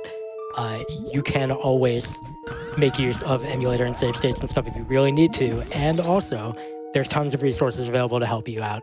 And, you know, if you join the community within the next, you know, couple years while Fant is working on his big project, you can invent some categories to just, you know, extend the amount of stop work there, that he has to William. do. I know what you're no, doing. it's fine. And I mean, hey, you know, you can even see if you can beat Fant in the speedrun to create more categories than he can finish. So, you know, think about it. There's already so many categories, William. I guess we can always really use are. more. I mean, you were getting some early practice on both Vileplume RTA and also Yapping Maw RTA earlier. Oh yeah, Yapping Maw RTA. Yeah. That one's either kill all the Yapping Maws or get grabbed by all the Yapping Maws. I think it's get grabbed by, but I'm actually not 100% sure.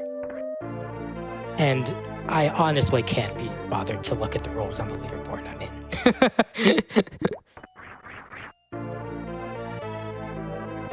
So what a detour for these. These are some of the worst checks to go to in Rando, but the problem is there's two of them, so it's like so appetizing right here. yeah, That's there's the only really thing. no, This is a dead end. This is a complete dead end here. So you have to backtrack the way we just came. yeah, there's no convenient way to get to those pickups or out of those pickups. You just have to do this slowly. And there are awesome ways to do these rooms. I have not learned them yet, so I'm going through slow. That being said, you could just aim that as you're coming down. Look kind of cool. I'm gonna try and time a super bomb. I think that was too high for the placement of these. Yep.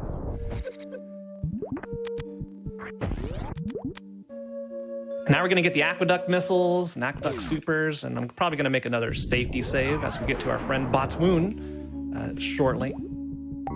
Oh, I was just going to remind you, but you have already, you're on top of it. Okay, stop my shine spark a little early there, but it's fine.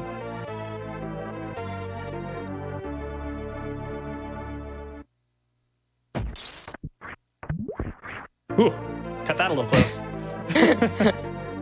This is one of the classic troll pickup. I'm having scary flash forwards to the gauntlet suddenly. Oh yeah? I'm sure it'll be fine. I'm sure nothing bad will happen. All right, so we need to go down these sand pits. This is another thing where you have to do this twice because there's no way to get up to the other sand pit. There's 2 different pits you have to fall down to, and they each have 2 pickups. And ow, that hurt.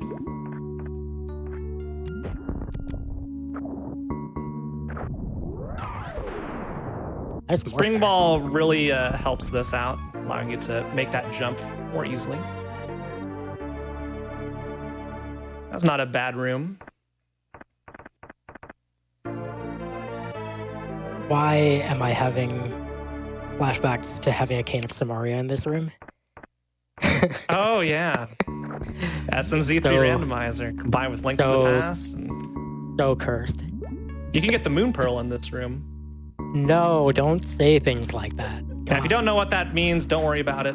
Just not important to the run we have right here. But if you do know about it, you know what we're talking about. If you know, you know. If you know, you know. Yeah, I've had a Moon Pearl in that room before. It was not pleasant. All right, I'm gonna try and do an actual glitch here.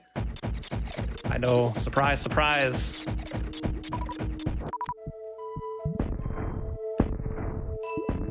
There's the green gate glitch. Nice, only a couple attempts. And basically aligns with the door in a particular way and turns and fires a shot at the same time with the missile.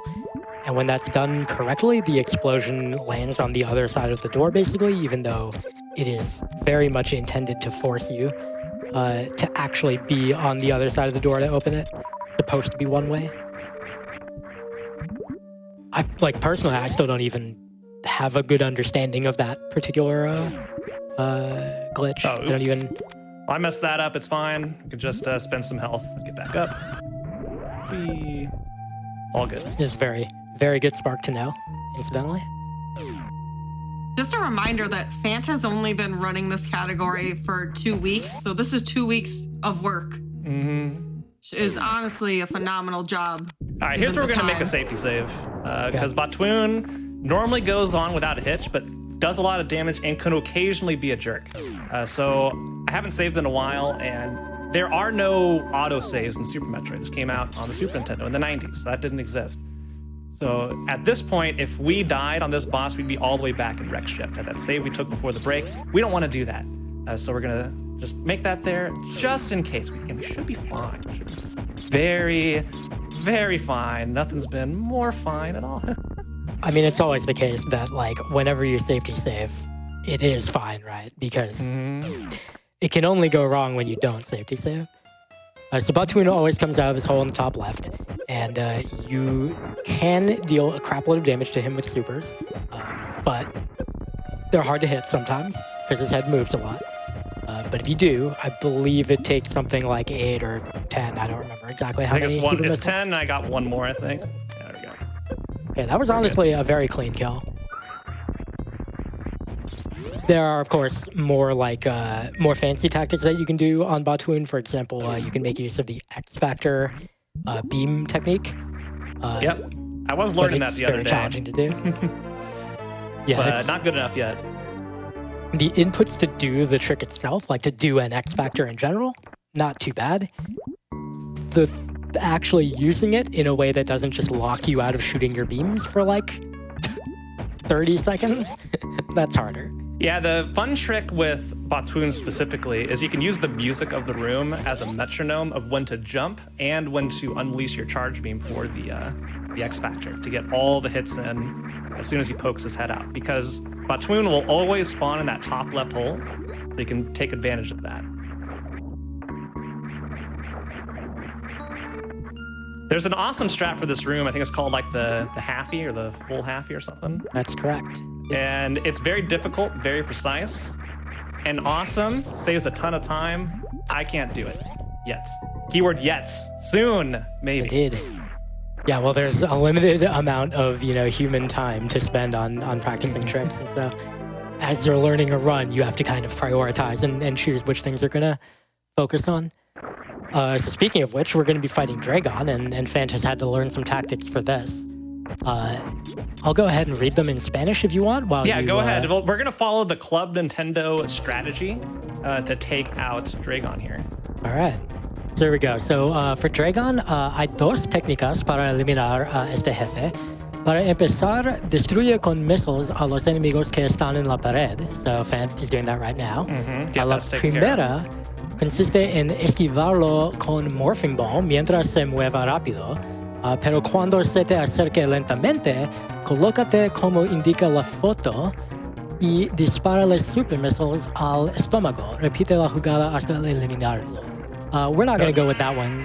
We're going to go with this instead. La segunda técnica consiste en comienza a mover el control de un lado a otro con ritmo para hacer que el jefe se mueva de un lado a otro cada vez más y más, además de que te va elevando. AKA fried shrimp. There we go. I didn't even get to the part where it describes that. I'm too slow at reading Spanish out loud. But yeah, it literally tells you two strats for the fight, one of which is let him swoop back and forth until he moves slowly and then shoot him with supers. The other one is thing we are not you. going to do is the guide also says when he grabs you to move left and right in order to make a move left and right faster. That is not what that does. That causes Dragon to release you and is an untenable strategy. Yeah, it literally, you cannot beat the boss trying to do that combination of things. It would never work. It tells you to do the wrong thing. Yes. It literally tells you something that my will gosh. never work, Nate. It's hilarious. All right, so that's Dragon. So we now have Ridley and Mother Brain as our only two major bosses left. But we need to go on the shopping trip of the run. So we need to pick up our goodies, fill our bag with a whole bunch of other missiles and miscellaneous tanks and upgrades. So we're going to be doing that for a little bit. And it is a journey. We are collecting a lot of stuff here. Miscellaneous. Miscellaneous? Evolution, get out. Okay, that's fair. I always forget to charge this dash here. Every time. I keep telling myself not to do it, but you need it, otherwise you mess it up. You get stuck in the I was trying to figure out if I had a quick way to generate the left Discord channel noise on the stream. But I opted not to commit to the bit that hard. I'm noting that in the guide, step 113 is space jump 113, and Mother Brain is step 150. 150. So Okay. we got a ways to go, yeah. Oh yeah, by the way, Dragon there, that was our 69th pickup. 69% is when you're fighting Dragon. So that's the marker that you should be looking for. If you're doing this run, you should be 69% done at that boss, and then you know you're doing it correctly. There is a category called 69% as well that I will have to do. We're all Because of children. course there is, yeah. The speedrunning community. We're navigating some of these kind of annoying sand sinking rooms in Meridia, but I think we're practically done with Meridia, right? We're gonna head up to get Plasma Beam next. Yeah, Plasma Beam is the only thing remaining here. And I thought I was in the right zone spot, but it's not.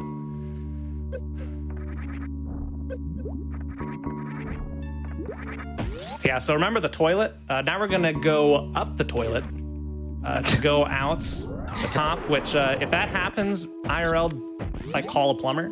But here is perfectly normal. We can go both ways up the toilet here. So here we go, and we're just gonna pop out of the lid here. There we go. Honestly, Like, yo, what's up? if Samus is coming out of the top of your toilet, you might need more than a plumber. Yeah, because your planet is about to explode. Oh, I don't What do you quite do know. in that situation? when your planet's about to explode? Make friends with the animals as quickly as you can. I would probably take less than 3 minutes to escape, Newts. That's what I would do.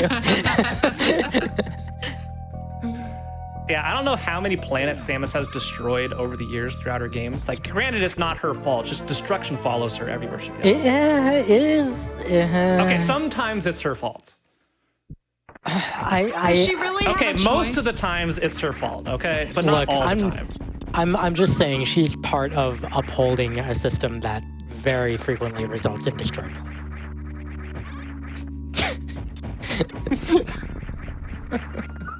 Oh, did I miss a space pirate? Where are you? I think you did, yeah. Oh, Must have I been missed the one on the last bottom. Oh, that Yeah. little jerk. Oh, heck. Heck. Space jump timing is also the worst. Funnily enough. All right, so we're done with Meridia. We have collected, at least I should have collected if I was paying attention, every single pickup in Meridia. Now we can go on our journey to Norfair, but no, we got more backtracking to do right now. So we are not done yet. We are going through the toilet for a third time. Can you believe it? So one of the most important things in a speedrun is efficient routing. This is not efficient.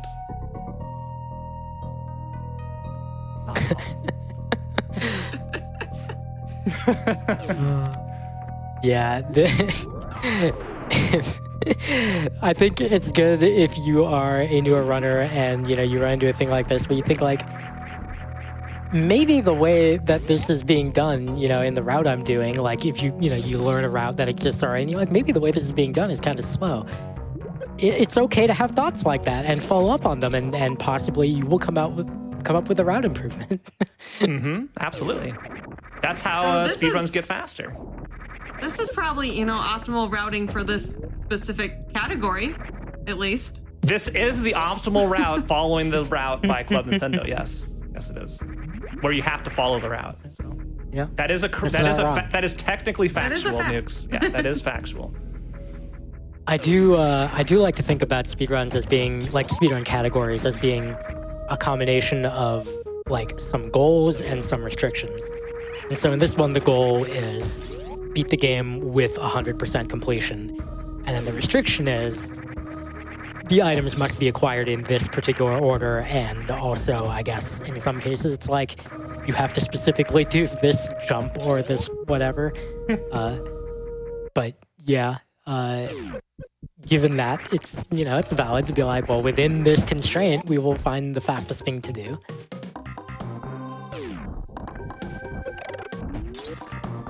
There's a lot of cool strats you can do in Green Hill Zone here to like not take damage. Every single one of these jumps I do where I don't get hit is a victory in my book. So that was 3 victories. Wonderful. And remember this area from the beginning? We're going all the way back down where we got Charge Beam because, surprise, there's more. And this one, fortunately, we could not actually have just gotten like significantly earlier. Yeah, you need the gravity suit essentially. Yeah, there's a random strat which you can use to do it without, but it sucks. Yep, sure does. It's short charging a Shine Spark on that little area I just went up over, and then dropping Yeah. down and Shine Sparking through the water. I don't know if it's a 2-tapper or a 3-tapper, but I think it's similar to the Ocean Fly Spark that you did. Oh, so it's a 1-tap. That's not too bad. A little bit of Yeah. practice and you can get it. Yeah, like I've done it, and I'm not good at short charges at all. So usually takes a couple tries. Okay. So we're doing all the cleanup. And remember the animals that were always, in limbo about of whether they're gonna live or die at the end. Gonna go get a couple of their items. The Edekun's tank and missiles and all that. So that'll be fun. Oop. Can also count how many times you use the X-ray visor. Every single time is a mistake, just so you know. I want to ask chat. Chat, do you think we will be saving the animals or killing the animals in this run? What would Club Nintendo want us to do? You'll have to stay watching to find out. Stay tuned to find out. Ha! There's the hook. That's the hook we needed. Yeah. We were clearly missing it before. Okay, I'm trying to do a new strat I just learned the other night. Wait, this doesn't have you get the supers Oh, dang that it, are... I bonked. I was supposed to do a cool little move there. But I So failed. wait, when does it have you get those supers that are On behind our way that? back. Oh my god. We're going back through that room one more time, don't you worry. I'm tired. All right, I need to make sure I don't heck this up. I'm nervous. Oh my god. Oh no. I hecked it up, chat. I hecked You it up. psyched yourself out. Oh no. If I said nothing, I would have been fine. Yeah, so there's a pit there, as you saw, and needed to jump over it so that he could get the item that was there. It's okay, we'll just try again. Yeah. Oh my goodness. Look away now. You're not gonna like what you're gonna see. Okay. Just jump, forehead. Just jump. See, that's what I was supposed to do. It is about 30 seconds to go around there. You may ask, why do I know that number? It's because it happened in my PB.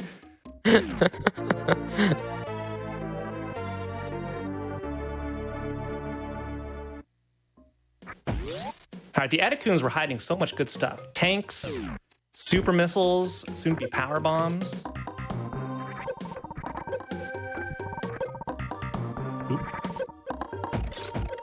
You know what? Heck. These things are the worst. I don't get them. All right, we're also going to be trying something else I've never done before. We're going to try and mock ball out of this room here, so I avoid falling down back into this pit. So I have to mock ball in that little space. Yeah, this one's hard, by the way. I've never successfully pulled it off. Okay, we're going to do it one more time. Okay, we're going to do it one more time. Okay, just one more, I promise. Okay, we're out. No, we're just going to fall down, do the fall of shame now. Yeah, so the reason you want that mock ball is because when you pop out of that tunnel, you'll get across to the ground over there. It is unironically hard, though. Like, it's a small space, and what you have to do is you have to jump and then release jump and repress it again so that you're considered to be holding jump, and then you have to get a mock ball onto a platform that's at a different height than you started from. So it's very different from most of the other mock balls that you are doing, even if you have successfully done any. Mm-hmm. Like this one, for example. So we're now about to get the early supers. Very early. So called because they're normally what you get first, so you don't have to do spore spawn. Anyway, there's a Billy Mays room because it's like, wait, there's more. This, in my opinion, is the true Billy Mays room because there's more back here, but wait, there is yet even more back here. 3 pickups in this room. Yeah. Wow. Just for 2 easy payments of $5.99, they could be yours.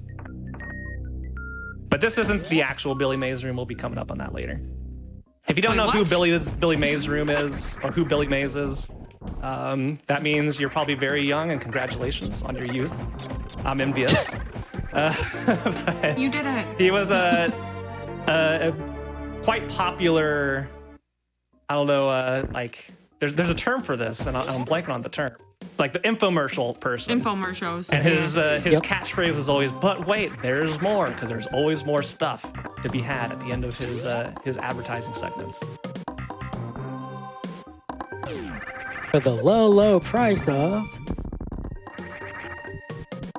I did get the supers there, right?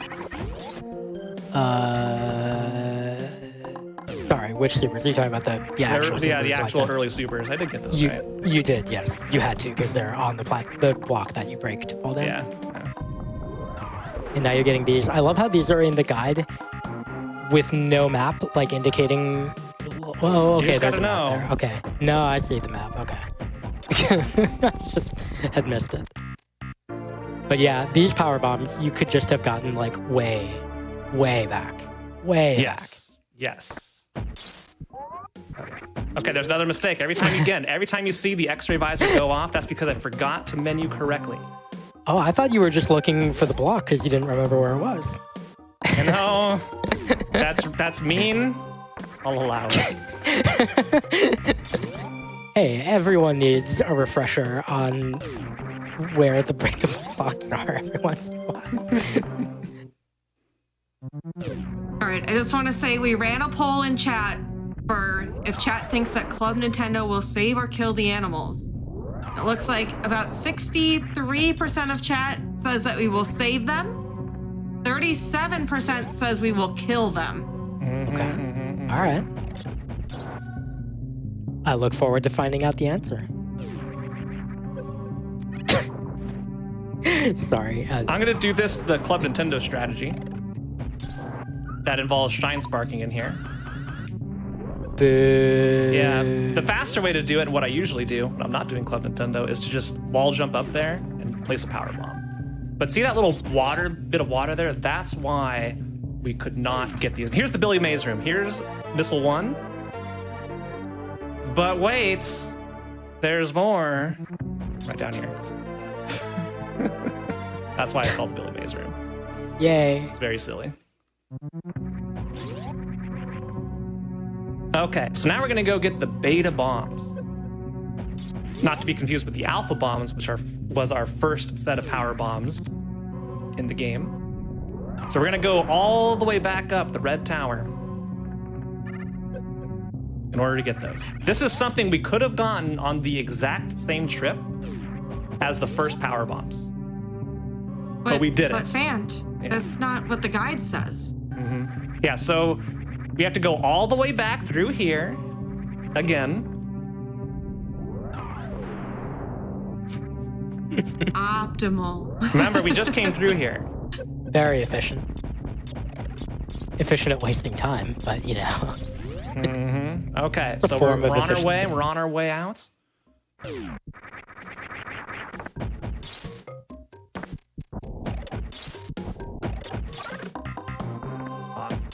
Thought I was gonna make it. All right. So we're back in the red tower, almost.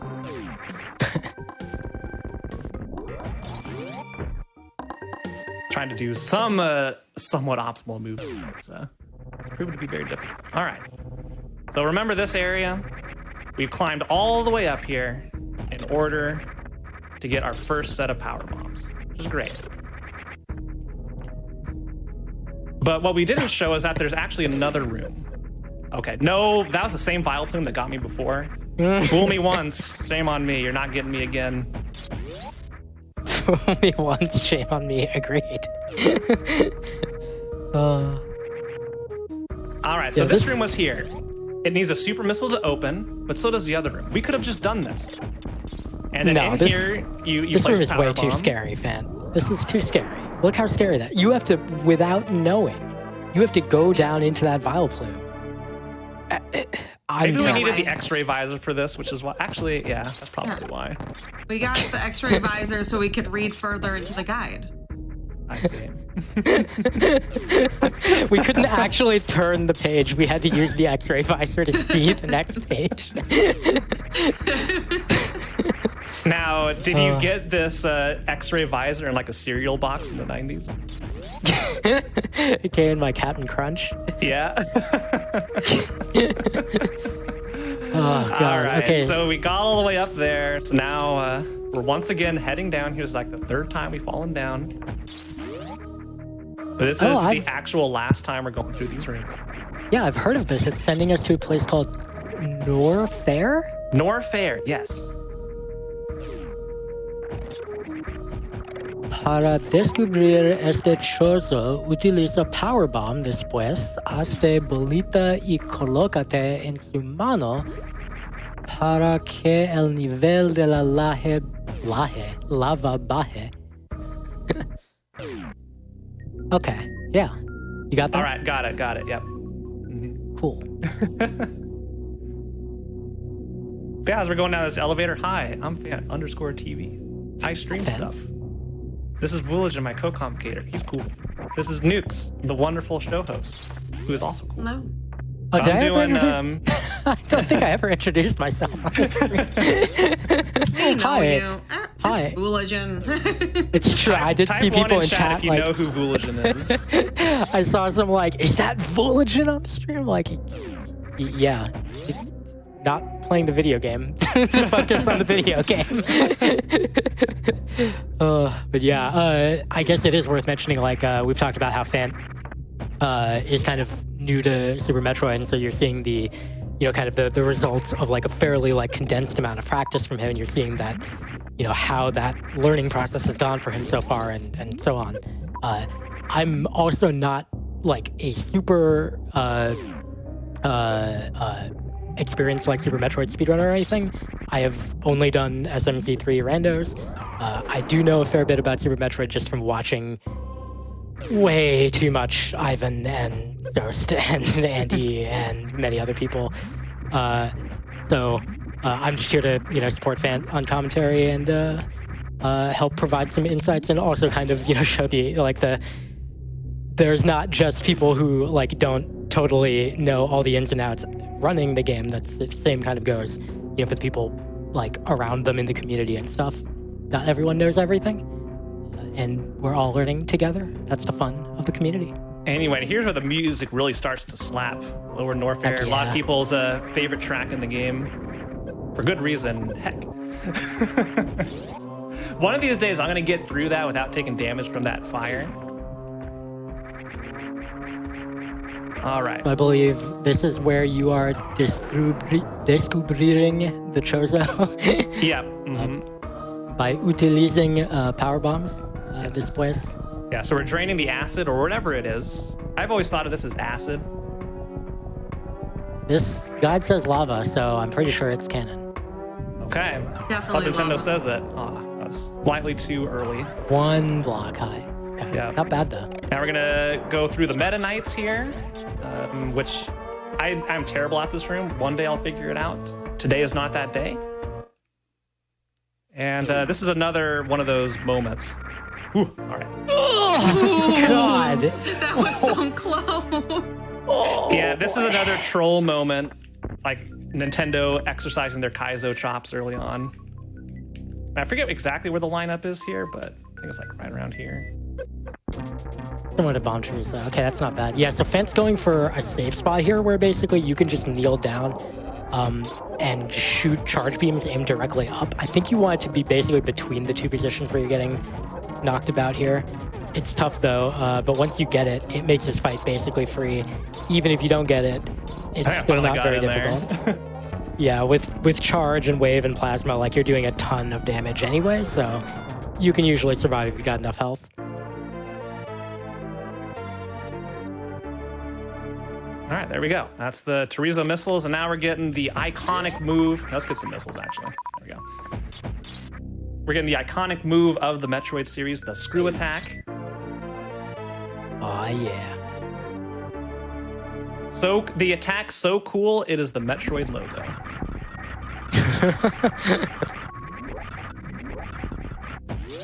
All right, and we're slowly making our way to the worst room in the game, so-called. Because it's the worst room in the game. I don't think it's that bad in this category. Other categories, it's the worst room in the game. Not in this one. If you have screw attack, it's fine. If you don't have screw attack, it's the literal worst. Yeah, and to be clear, Fant is not, he's not describing the room. He's not expressing an opinion that it's the worst room in the game. That's the name of the room. Yeah, the community that's just has, the name. yeah, like the community has names for a whole bunch of rooms in this game. This particular room that he's in right now is the worst room in the game. That's its name. Is that what it says in the guide? No, that's a community name. Anyway, so we had to go through the worst room in the game in order to unlock Kingdom Hearts. which Of is course. right here. So this is Kingdom Hearts. I don't think the reference will be lost. But if you need help, there's 3 circles in here that look like a certain somebody. Oh. Yeah.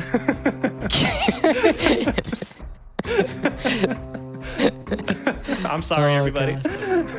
I'm not. Anyway, you can I catch me regret on my nothing. stream, Panda_TV. Yeah, I'm here all Is night. that supposed to be a Billy Mays reference? I was supposed to be Mickey Mouse. What did I sound like? Billy Mays? Oh, and there's one more thing. There's one more thing, huh? I'm sorry, everybody. I'll stop with my terrible voice acting. Oh, Normally, I charge extra for that. Anyway, so down there, right down there, that's where Ridley is. We can't go there yet. It's too scary. We need more stuff. So yeah, we're scared of Ridley.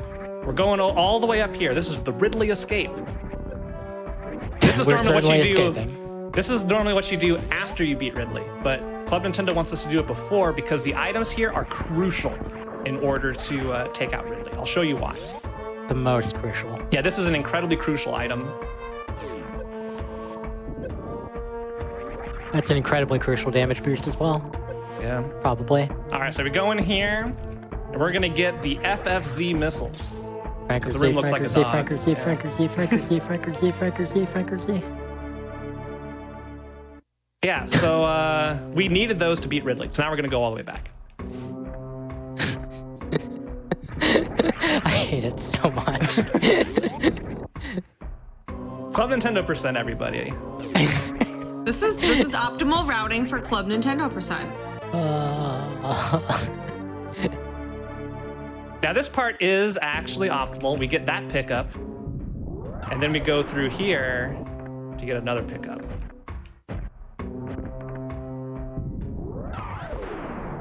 Oh, did I unmorph? How did I unmorph? I'm actually impressed.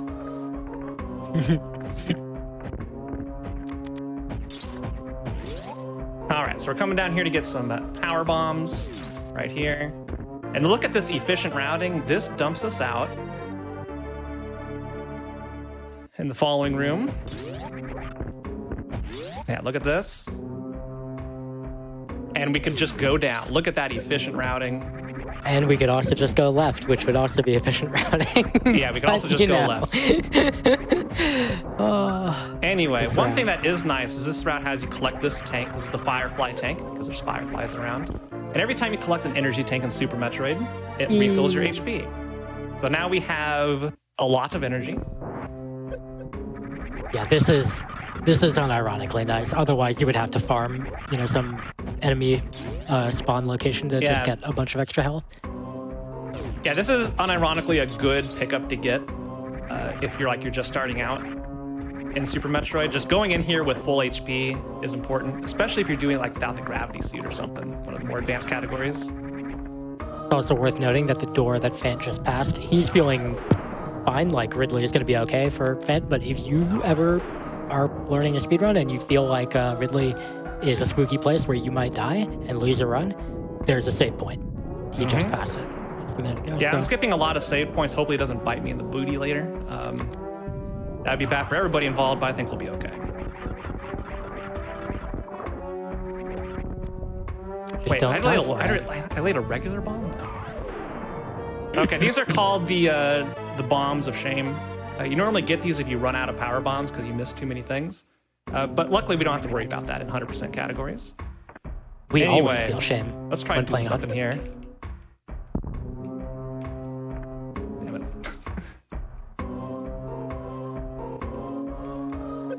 Hey, all right. Oh, That was hey. slower, but we did it. We clipped through the platform.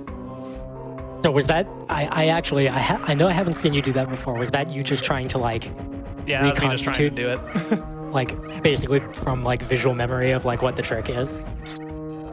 So that was pretty good. Yeah, so fun fact, these enemies are kind of an enigma for a lot of people. What actually motivates them to go yellow is you're standing on these blocks on the ground that have 3 tiles. 3 of those little squares. You have to be standing on those for them to do the thing. I don't know why. Is that? Wait, really? Yeah. I never knew that. Holy crap. Yeah, I don't That's so understand funny. it, but yeah. Oh wow. All right, we're coming into Ridley. Ridley has a crap load of HP. The strat for Ridley is actually pretty, like the strat Fant's going to do is pretty close to what the guide describes. Disparale con super missile de preferencia cuando abra la boca. Basically when he is, well, it says when he opens his mouth, which does not matter. You don't have to do that. You can just shoot him. Fant's going to use charge ice beams as well, which deal a very substantial amount of damage. I'm not good at this fight, straight up. It is a very difficult fight with a very complicated set of things simultaneously going on. You can manipulate Ridley to turn around when he's facing away from you so that you get a more advantageous angle to be able to just stand below him and shoot up. But otherwise, you're just looking to deal as much damage as possible to get him to turn red, at which point I believe, Fan, you're probably going to switch to supers. Yeah, probably. So there, he's red now. Fant's going to look for an opportunity to get more damage in. There's a little bit, throw some more supers.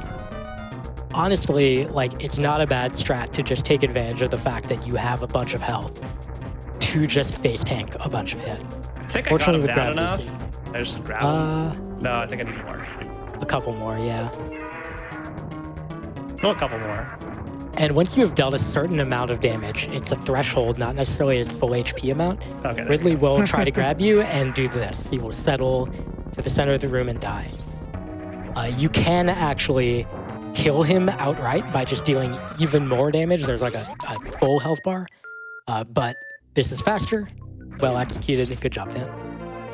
It was okay. You could do that so much faster, but people can spend, dozens of hours on this fight alone and still have stuff to optimize. So these are very difficult bosses to do perfectly, as well as just memorizing all the patterns and everything. So there's a lot to learn. So many small optimizations that are impossible to go over in like a single run. I mean, it's hard to do them fast at all, right? Like, let alone doing them like very well, like, any top runner level. That stuff is incredibly difficult. And yeah, like you've been working on this game for a couple weeks.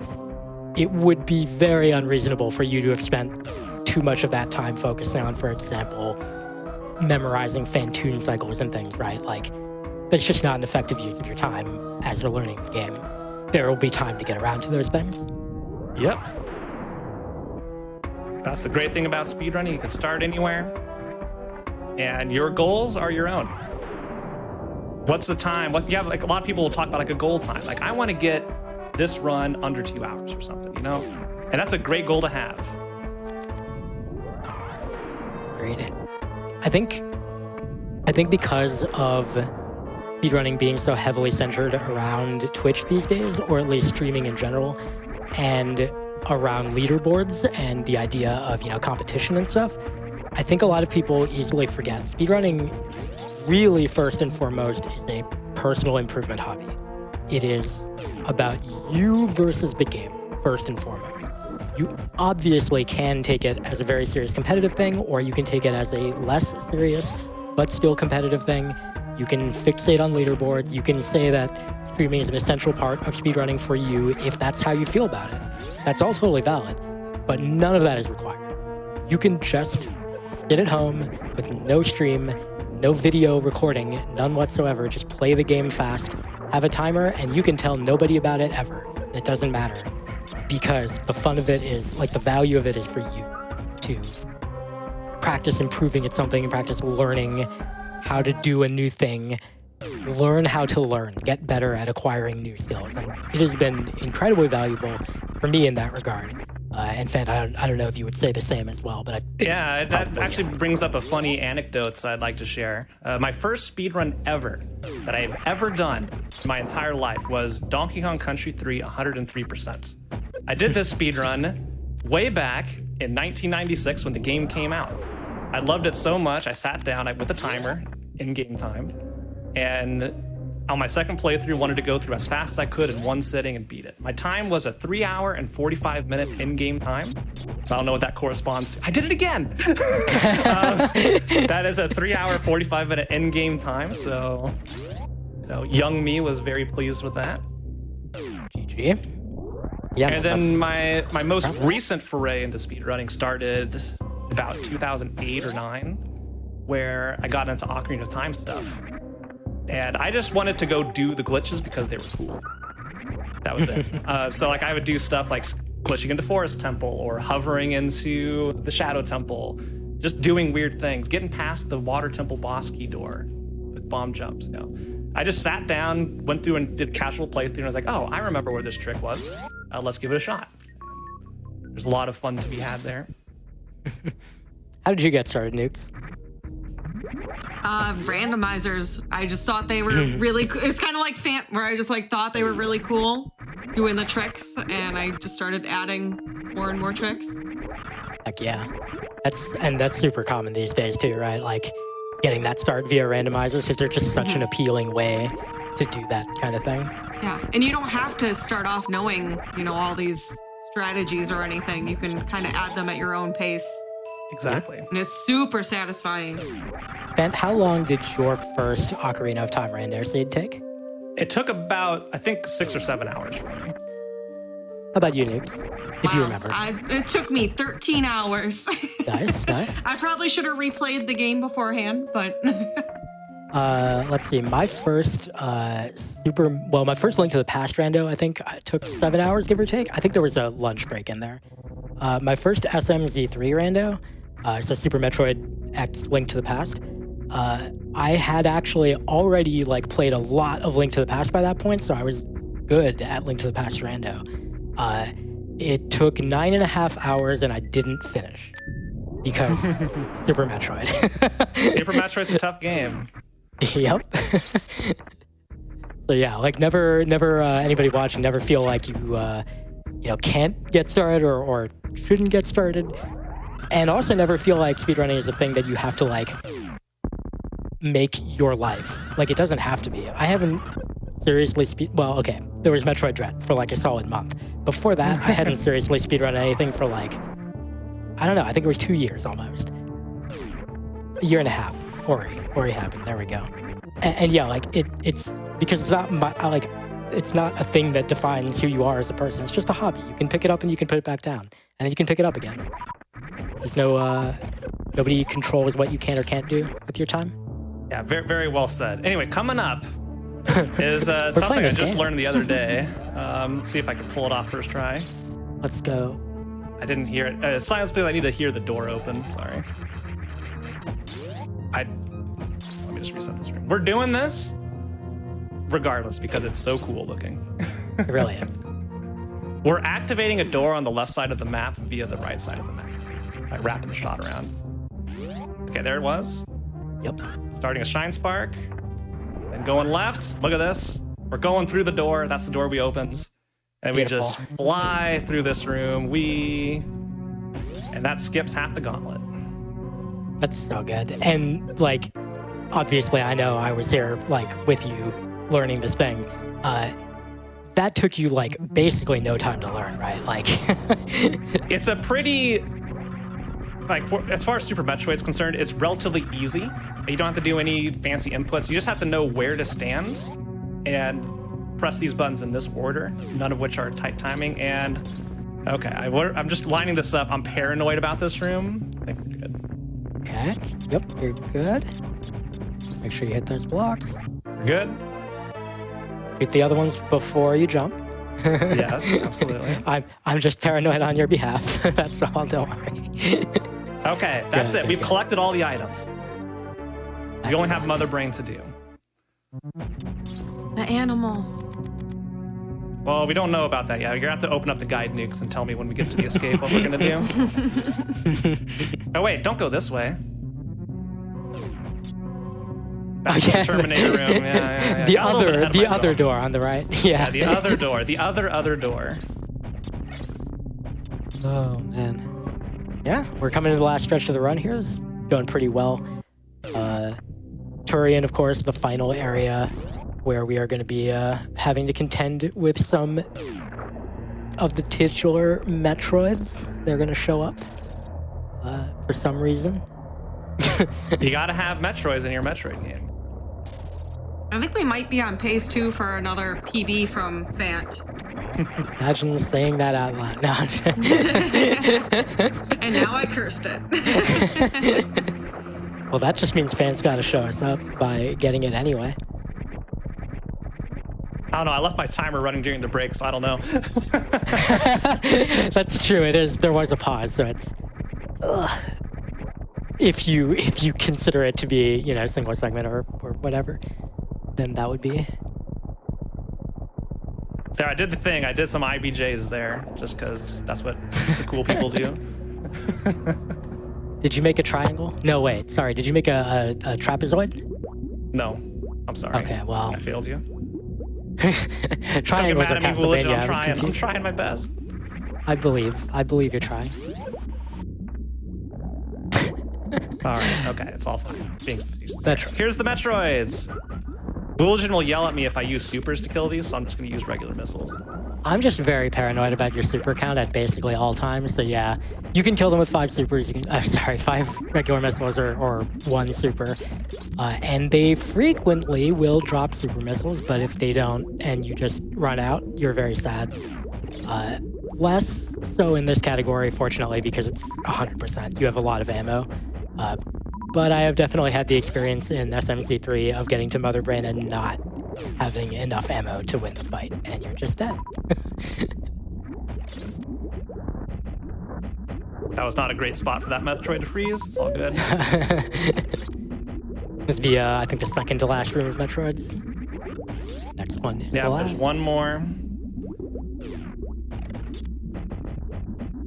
There's a cool thing you could do to group the Metroids up and take them all out with one missile pack. I don't know how to set up the AI to do that. And here we go, spooky room. Why is all this sand here? Why are these things unkillable? What did they eat? Who knows? Give them adamantium armor. I don't know. Anyway, remember the beginning of the game where we saw that Metroid, the little baby Metroid? Well, it's about to show up. Wow, spoilers. I know. So I don't know if this room is supposed to set it up like this thing's supposed to hurt Samus and the Metroid comes in and saves your bacon, or if it's just there as the demonstration of, oh, this Metroid is huge. Look how fast it took care of that thing. Nothing but bones. Now it's coming after me. Oh no, you got caught. Oh, it's sucking all your life away. Oh no. The problem with having so much HP is this part takes a while. Yep. No. It stopped. Oh, I thought I was a goner. Got real sweaty there. Yeah. Isn't this Metroid adorable? Look how cute it is. It It matches just my sucked pin. all your life out. Yeah, Oh, but it it's gonna, does. What a lovely pen. Thank you. What a lovely Metroid. Oh, don't get the Of missiles. course. Don't need those. No, please. All right. Of course. We can relax The game now. is- Our energy is refilled. Yeah, the game is actually kind enough to give you a refill and a save point before Mother Brain. Oh, yeah. Thanks for the reminder. Yep. I Okay, very we're much gonna do want to help. one last safety save.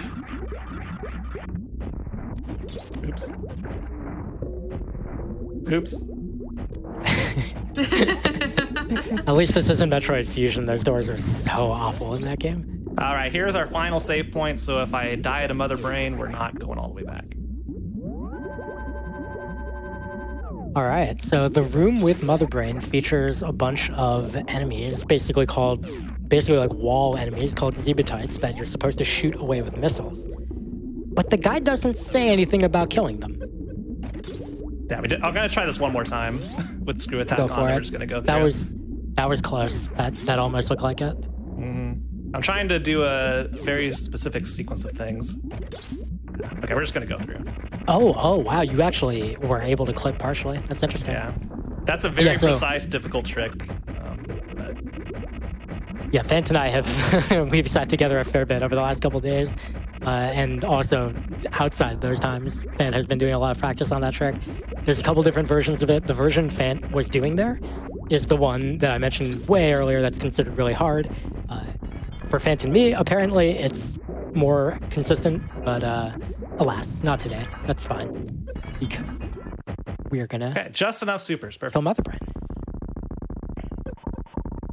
Fan, you were telling me how much you love this this transition into the next phase before.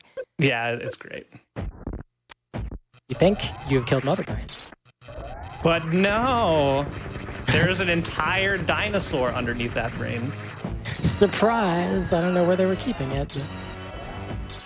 So Mother Brain, of course, again, has just a huge amount of HP, and you just have to deplete it by shooting really anything but regular beam attacks. Regular beam attacks won't actually hurt her, but charge beam will. Super missiles work as well if you have them. Regular missiles work if you have them. Okay, we're at the catch-up. Right. Fan does really want to watch out for some of these attacks at this point because he wants to have a specific amount of health, looks like. Oh, I messed it up. I went one more. Yeah, yeah. All right, we can't do the stand-up glitch, unfortunately. Actually, wait, hang on. I should have used my reserve and gotten up. Can you? No, yeah, it's probably too late now. Too late now. You're gonna see what Mother Brain fight is supposed to look like. Honestly, this is safer anyway. Like, of is all the safer. ways for this to fail. Yeah. So Fenwar's going for a glitch called stand-up glitch. If you damage to a specific amount before she fires that rainbow beam, which is effectively her super attack or desperation attack, you will be able to stand up afterwards, damage down more, and you can force this sequence to happen immediately instead of having to wait for her to damage you more. But it is really tight as far as the health requirements and the timing required, and there's a very good chance of just dying outright, which is actually a large part of why you took the safety save. Mm-hmm. Yeah, unfortunately, but the reason that failed is I damaged once too much. Because there's certain HP thresholds that you have to be at to be able to regain. Yeah, that's what I'm looking for. Regain control of Samus here. And if you're above or below 700 HP, you lose control. And so we have to wait through this. So how's everybody been? I will Enjoying say, this run. same. I will say that, like, there's obviously, when you're a speedrunner and you, like, go on, a stage like this and you're, like, doing a run, even if you're, like, brand new, there's a lot of temptation to, like, feel bad when you, like, miss things that you've learned and stuff. But I think one of the things is, like, when you learn these, like, specific high volatility, like, high difficulty tricks, those are the easiest to struggle with when you have any amount of nerves. But I think the cool thing that I hope at least you can take away, Fant, is that your overall play level has been basically consistent with where you're currently at as far as your execution and stuff. And like aside from having trouble with a couple of specific tricks, this run has been really smooth. Thank you. So this strategy of hyper beams is slow. You generally want to avoid having two hyper beams on at the screen at the same time. It causes a whole bunch of lag. That being said, this is very easy. So, yeah, the optimal strategy for hyper beams, if you're not doing the stand-up glitch, which you're not going to see in low percent categories where you have no health, you can get really close so the hyper beam is on screen as shortly as possible and get the next one in. Anyway, time bomb is set. We gotta escape. What are we doing, Nukes? I need you to open up the Club Nintendo guide. I don't. Woolagin, I think, has it. I do have it. I'll be happy to read out the results of the not really a donation incentive. Yeah, please do.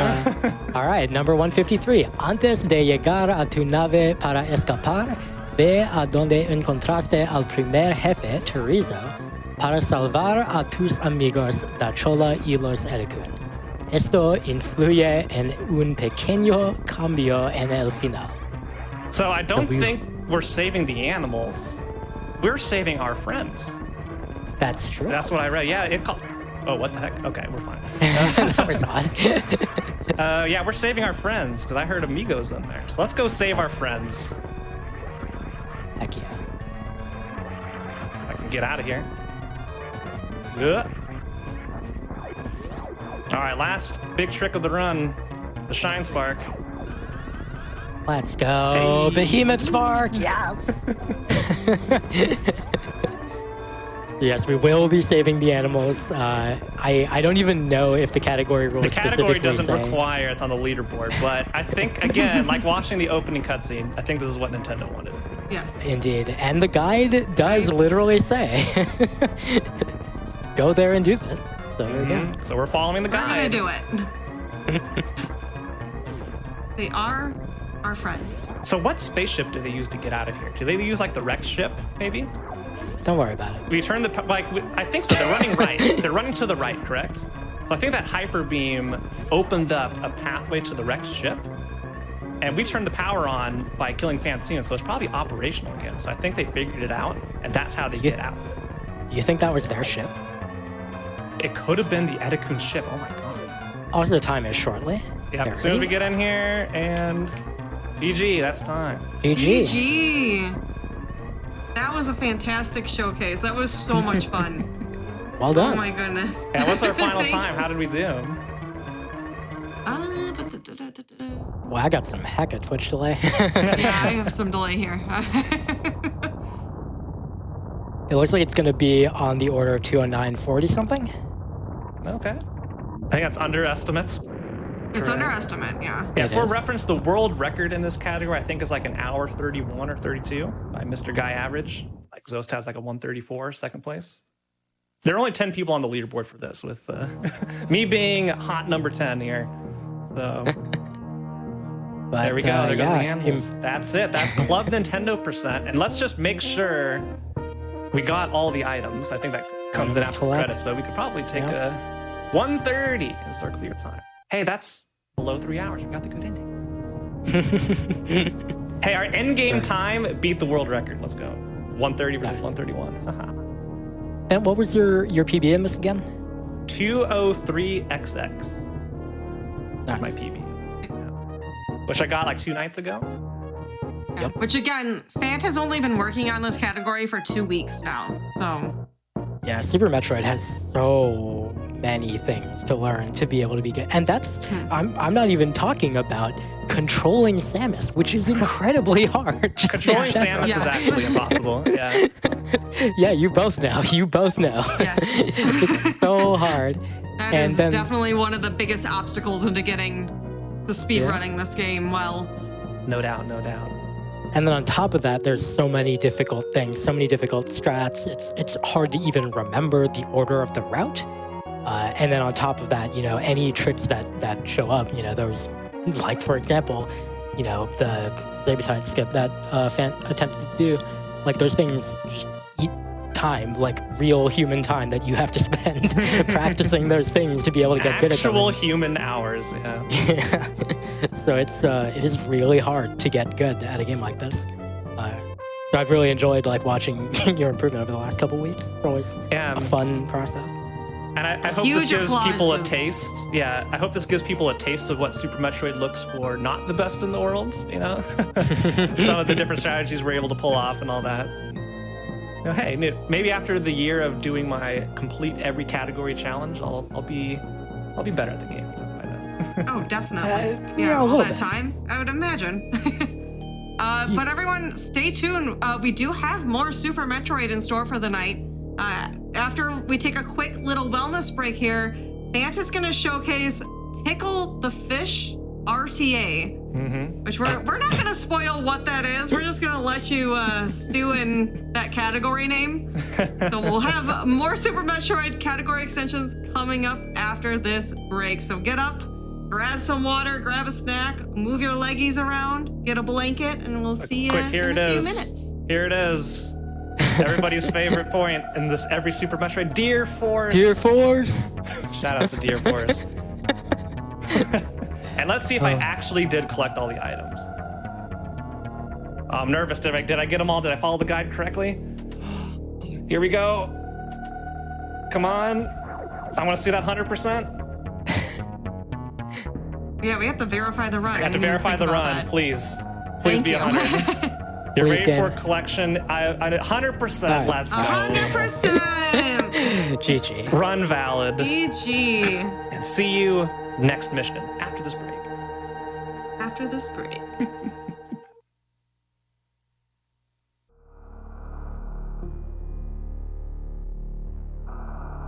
Welcome back to No Category Left Behind, the GDQ hotfix show that showcases category extension speedruns.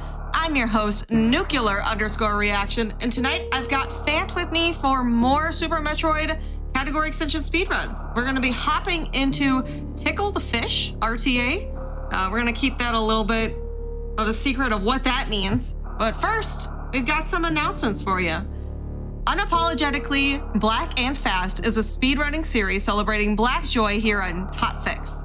On February 13th and 14th, Black runners will be able to celebrate their joy. You can find submissions by typing command UBAF in chat. Cross Fatales 2022 is coming up February 27th, starting at 1:30 p.m. Eastern. You can find more information at gamesdonequick.com/framefatale. Coming up after this, at 10 p.m. Eastern, is the Community Spotlight featuring Wind Waker Any Percent, no MSS, and Wind Waker HD All Dungeons. All right, Fat, I'm gonna hand it off to you. Dude, I'm gonna leave it up to you how much you want to disclose about what this category entails. Yeah, so our goal here is to tickle the fish, and this is an RTA category. So what this means is we start after the Sarah Station escape, so we're already on Brinstar, ready to go, and we're just trying to complete a task, a very specific task, as fast as possible, and that's tickle the fish. So we'll start here on go. 3, 2, 1, go. So you see we're skipping that whole opening sequence here. And let's go tickle that fish. Now you may be asking, what fish and how do you tickle it? More to come on that later. So the I want to know if there's any guesses in chat for what this category means. Yeah, I'd love to hear what people think our goal is. You know. I'm gonna try and actually get this moonfall this time.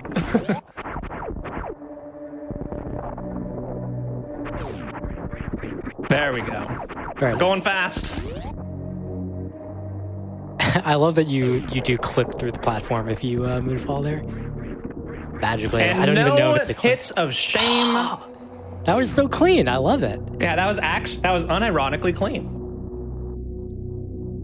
That room is actually difficult to navigate. Like, those jumps are awkward. I can't get over what a meme this category is. Let's be real. Nope. But every once in a while, you want to just do something very silly, and this category is pretty silly. I know Vulsion's seen the conclusion of this, so no spoilers, but... No, of course not. Oh, yeah. Yeah, there are definitely, I'm sure, Super Metroid runners in the chat like, we won't tell, that would be cheating.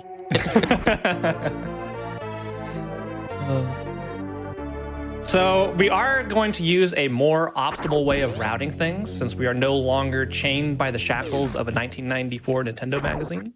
That being said, there are many different routes to do this. Some of them involve getting no suits whatsoever, and it's terrifying what we have to do. So I'm going to be going for a safer route that has less risk of catastrophic failure so that we can see the end of the run. So we're going to be killing Kraid. That's going to be like our first main goal to get the various suits so we can go into Norfair and get some things.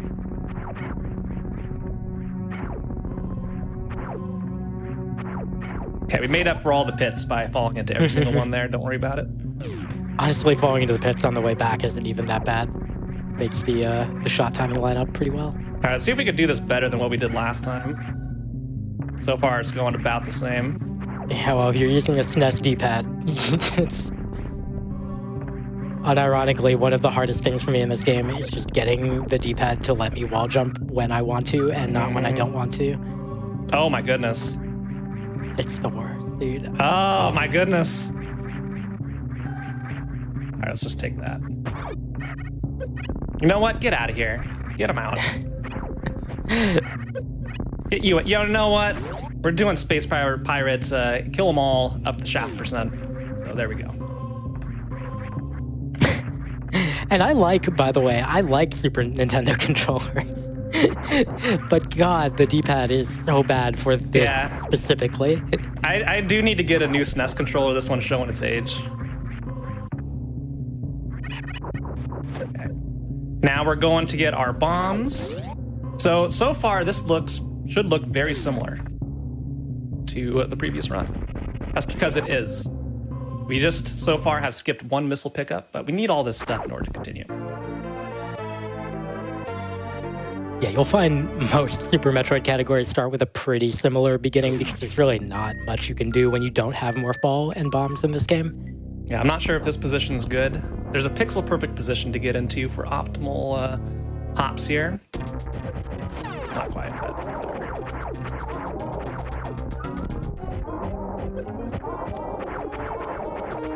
again, Bomb Chorizo has 800 HP, missiles deal 100, but you don't have more than 5, so you do as many as you can, and then finish the rest with beam shots, which are 20 each. all right, there we go. Missiles. Perfect. Continue.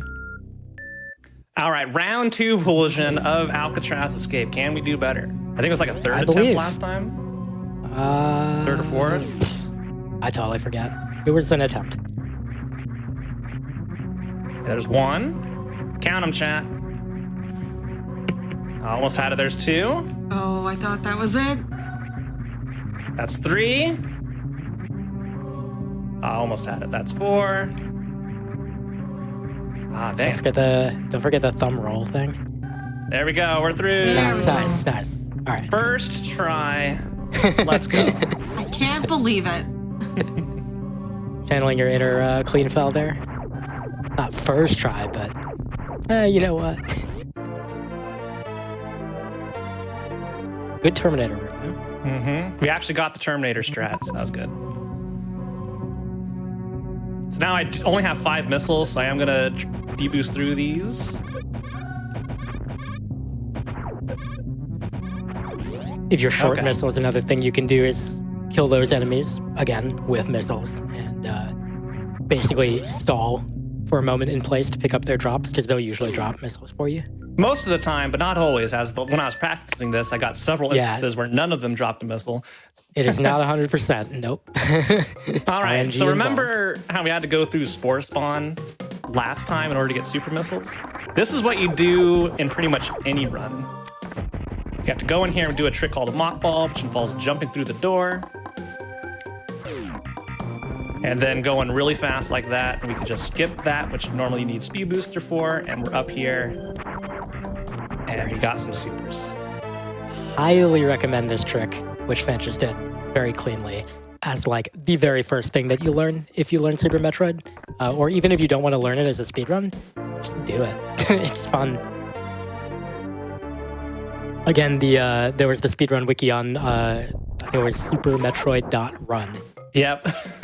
where you can find Wonderful. that, and has a ton of useful info there, including how to perform a mock ball, so you can learn how to do it. I'm gonna try and do another mock ball here. I failed in the actual run. There we go. Nice. So I'm not even gonna bother getting, you can use this to manipulate one of those enemies to come over here and get a missile drop. But I pick up an extra thing of missiles, so I don't have to worry about it. But it's still faster to just do that. As I blow all my missiles into the wall, nobody saw that. It's fine. It's all So good. what? Yeah, exactly. Yeah. All right. Nobody's seeing me hit this guy here. Yeah, no, nobody at all. All right, nobody's seeing me get these missiles here. Definitely not. It's all fine. Everything's perfectly normal.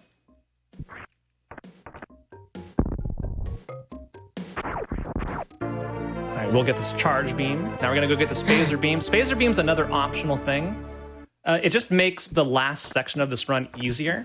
Also, it makes Crocomire easier. So I will be collecting the Spazer beam for convenience. I'm gonna try another fancy mock ball here. Messed up my thing. It's fine. Everything's fine. I'm actually low on HP though, so I wanna be a little bit cautious. By firing all your missiles. Exactly. Wow, that thing hit me. Rude.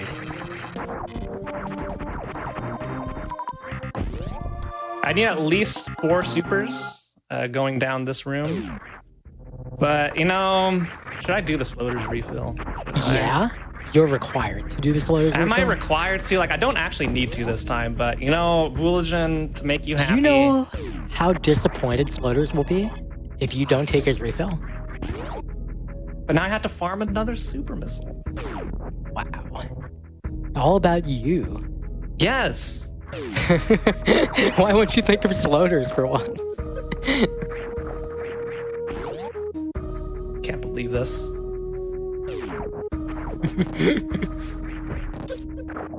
Okay, maybe it's a good idea. no. We got it. Yeah. Yeah. Yes. Oh God. Yeah. This room has a way of being terrifying sometimes for no particular reason. Okay. I need to farm a super missile in the next room. Oopsie. You're fine. You're fine.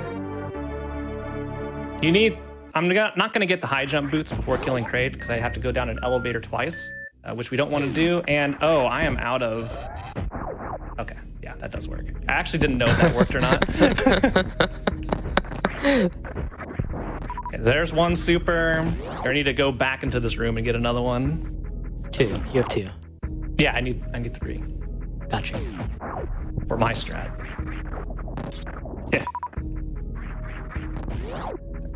All right. Yeah, oops.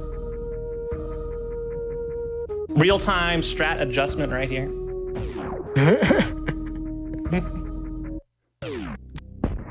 I do have people in chat asking, when is Kill Crocomeyer's tongue RTA? Well, if you tune into my Twitch channel, at some point in the next year, I'll be doing that. Because that is a category to do. Kill Croc's tongue. It involves some glitches because it's actually quite difficult to do. In terms of Croc's tongue has a lot of HP. Like it requires more missiles than you're able to get. So you need to do some shenanigans in order to do it. Fascinating. Mm-hmm. It is quite fascinating. But yeah, I do plan on doing that again, along with every category in Super Metroid. With a couple caveats, I will say, but don't worry about those details. I'm gonna need to farm up at least 2 missiles here for the Kraid quick kill. Yep. Get a second chance at it tonight. Yeah. See if I can do any better. Might as well get some extras just to be safe. It doesn't go well. That's not a deboost. That's not a deboost. That's a deboost. All right. So it's very, very important in Kraid to stay morphed the whole time because it reduces the amounts of lag significantly, like on the order of seconds, if you are morphed versus unmorphed in this room. The poor Super Nintendo can't handle it.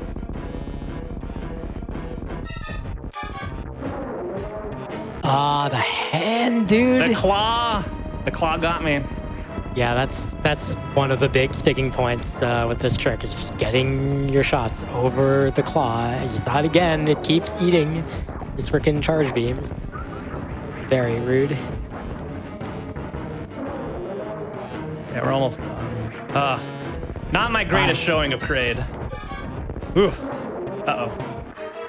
Yeah, I feel like you've been getting the quick kill more often than not recently. Once you got down. But such is life. All right, Kraid's down. I'm gonna get some HP here so I don't do a dumb. Yeah, so that's what Kraid's supposed to look like in a casual play. There you go. Yep.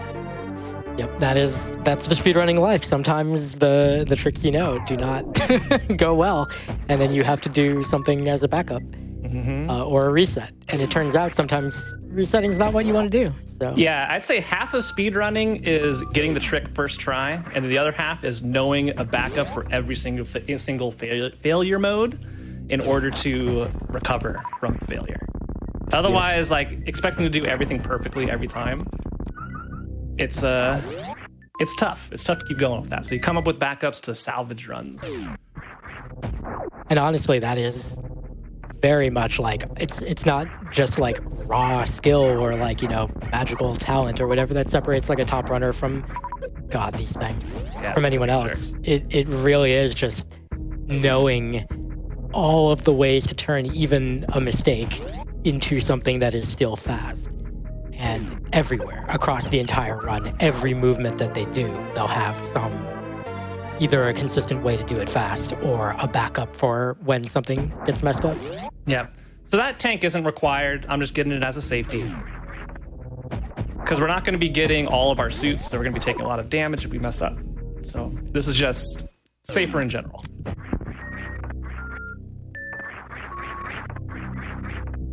Okay, we got there. We got there in time. So now we're gonna get high jump boots. And this is another thing that you can do without, but it's fast enough to get them, where the big series of movement tricks we're gonna do at the very end of the run is gonna happen. Just makes it more manageable to do. Again, I say more manageable, you'll see. This category. I have to ask, Fant, what made you choose this as the second category to showcase tonight? Well, since I'm gonna do them all eventually, I just looked for something that confused me the most. And Tickle the Fish confused me the most. So I had to learn it, and here we are. That's literally the whole story. There's nothing more to the story than that.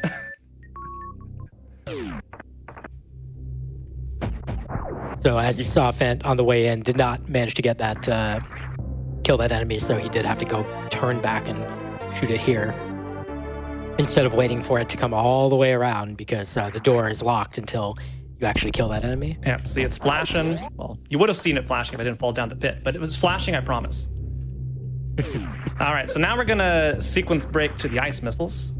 Or not, I said the ice missiles again. This isn't Metroid Dread. This is Super Metroid, the ice beam. So we need to do a mock ball in here. Like that. We can get under the door. Very nice.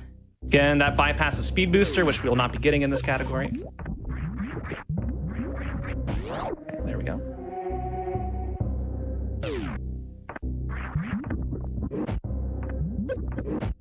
We'll also get another attempt at the ice beam escape. Mock ball. We got it successfully last time. We'll see if we get it this time. It is a difficult short hop mock ball to do. A lot of inputs in a very short span of time. And it looks cool as heck. It does look cool as heck.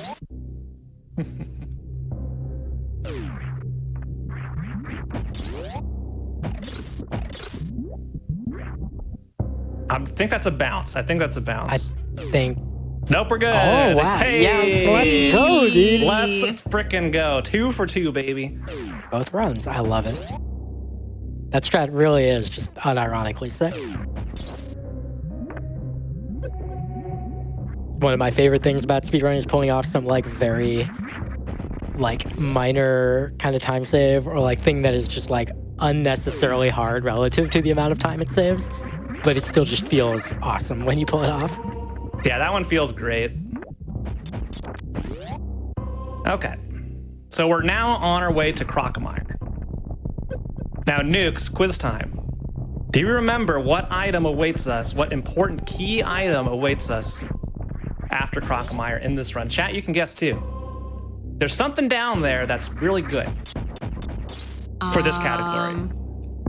The thing that Billy May sells. I don't know. Does Billy Mays sell grapple beams? I don't know. The grapple beam. That was my second guess. All right, first we're gonna have to do a little clip here. Remember we did this thing on a door to get by it? Third try again. What is this? Nice. Nice and quick. This is a room we actually did not see at all in Club Nintendo Percent, because it would be fast to go through this room to get to Crocomire. So we're not doing that in Club Nintendo Percent. We're doing it here, where it makes sense to do so.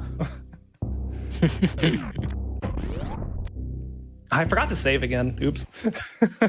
It's fine. It's fine. It's just Crocomire, the most adorable little dragon that, or whatever it is, that throws little temper tantrums, like 2 in a row. Let's go. He's so Look at his- angy. Yeah, just look at his big silly mouth and like his gigantic eyes. Aw, he just wants to hug you. Yeah, see that little tongue in there? That's actually an enemy from later on in the game in Meridia. And you can kill it.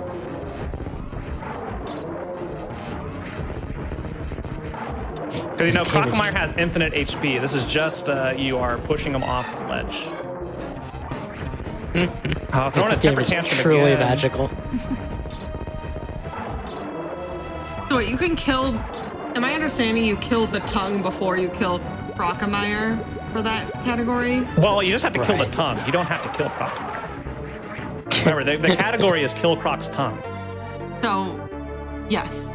Yeah. So You Crocomire kill lives. Yeah. You can't actually push him off, because if you did, you wouldn't be able to kill the tongue. Yeah. Exactly. Yeah. So time is called before Crocomire dies. So Crocomire goes through a lot of pain in this category, but ultimately makes it out okay. Now, in this category, Crocomire is not okay. Fell into this pit of acid, which is very, very acidic. I don't know. And I think he's coming out.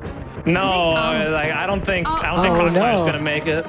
he inexplicably turned into a spooky skeleton. Very inexplicable. All right. So now we're gonna go get the grapple beam. The optimal strat for this is to go down into the big pre-grapple beam room in order to do an IBJ up. I'm not good at that, so I'm instead gonna do a different trick that involves another gate clip, and we're gonna see rooms rarely seen ever. So if you've been watching Super Metroid for a while, just speedruns, you may have never seen these rooms. Okay, we need to go farm some more. Luckily, there's a farm spot. We just need to get through this. This is the last, ammo-sensitive area. So, may take a couple tries. It's all good. Oops. All right. At least we're at max HP, so we don't have to worry about that. Yeah, these gate clips are kind of finicky. Oop, wrong thing. There we go. Nice. Yeah, like I was saying earlier, I don't even fully understand what I'm supposed to do with those or how to cause them to happen. I'm sure there are some in fact, I'm pretty sure I saw several Super Metroid experts in chat who can explain that stuff, but sadly not. Yeah, you're timing a shot and jumping in such a way that the missile goes through the barrier that it's not supposed to go through and toggle the switch from the other side. So that's the fundamentals of how it works. And it requires you're jumping, you're holding up, you're firing a missile, and then moving left in sequence. And yeah, it can be finicky. It's not free. And right into the acid. Let's go. All right, so we got our grapple beam. So that answers the question of how we're going to tickle the fish. We're going to tickle the fish with the grapple beam. Okay, so I don't know if you've ever been grappled, but I guess it's a very pleasurable experience. Feel a nice little tickle. Well, I guess it depends on how you feel about getting tickled. And are we doing phrasing? What? Oh, come on. Anyway, yeah, we're gonna use the grappling beam. Yeah. To do all right. things. Fine. You and your whatever your I know what mind you're talking is about. thinking. I'm totally innocent. Oh yeah, I don't have speed booster. You sure don't. Yeah, we need to Indiana Jones this. I see a question in chat about if we'll be killing the animals this run. We'll be tickling them. We'll be tickling the animals. We'll be tickling An an animal. animal. I should say Yeah. an animal. Yeah. Not the animals. But we saved the friends earlier tonight, so. All right. Yeah, so I forgot I didn't have speed booster, which is needed to do that. But, no, it's fine. Don't worry about it. No one has ever gotten two categories they run confused. Yeah, never's happened. So we now have everything we need to complete the category, so we just need to go tickle the fish. So the next thing we're doing is tickling the fish. So where are fish, Nukes? If I were going to go somewhere in this game that had fish, where would it be? I definitely would guess Meridia. You are correct. We are going to go to Meridia. But we don't have the gravity suit, so Club Nintendo would not like this route. Uh-oh. That sounds like a bad time. What are we gonna do? Well, you'll see. First, we're gonna avoid these missiles because we don't need them. Goodbye, missiles. All right. So we're near the tail end of this run. So you just need to get to the Meridia and find the fish. And it involves some very tricky movement. None of it is particularly difficult, but it is a bit obtuse, if I could describe it. So one of those things we're going to do is called a gravity jump, where normally you are in water and then you have the gravity suit equipped. You jump and then unequip the gravity suit and you go flying. But we can get similar behavior here by doing the same thing in this tube, because right now we're fine. The tube's there. It's gonna break, I promise. I could sit here all day, and as soon as I try to do something, it's gonna break. As soon as it breaks, we go into the water and we start moving very slowly. So if I activate it correctly, like so, we're gonna go shooting up. Whee! Whee! All right. Very nice. Now There you we go. are in water and we move slow as molasses. It is incredibly awkward. Understatement. And we need to make our way all the way up to the top of Main Street. That's what this area is called. And you'll see Samus crouching like this.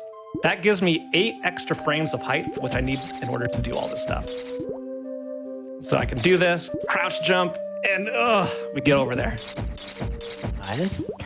All right, so now we need to freeze these enemies.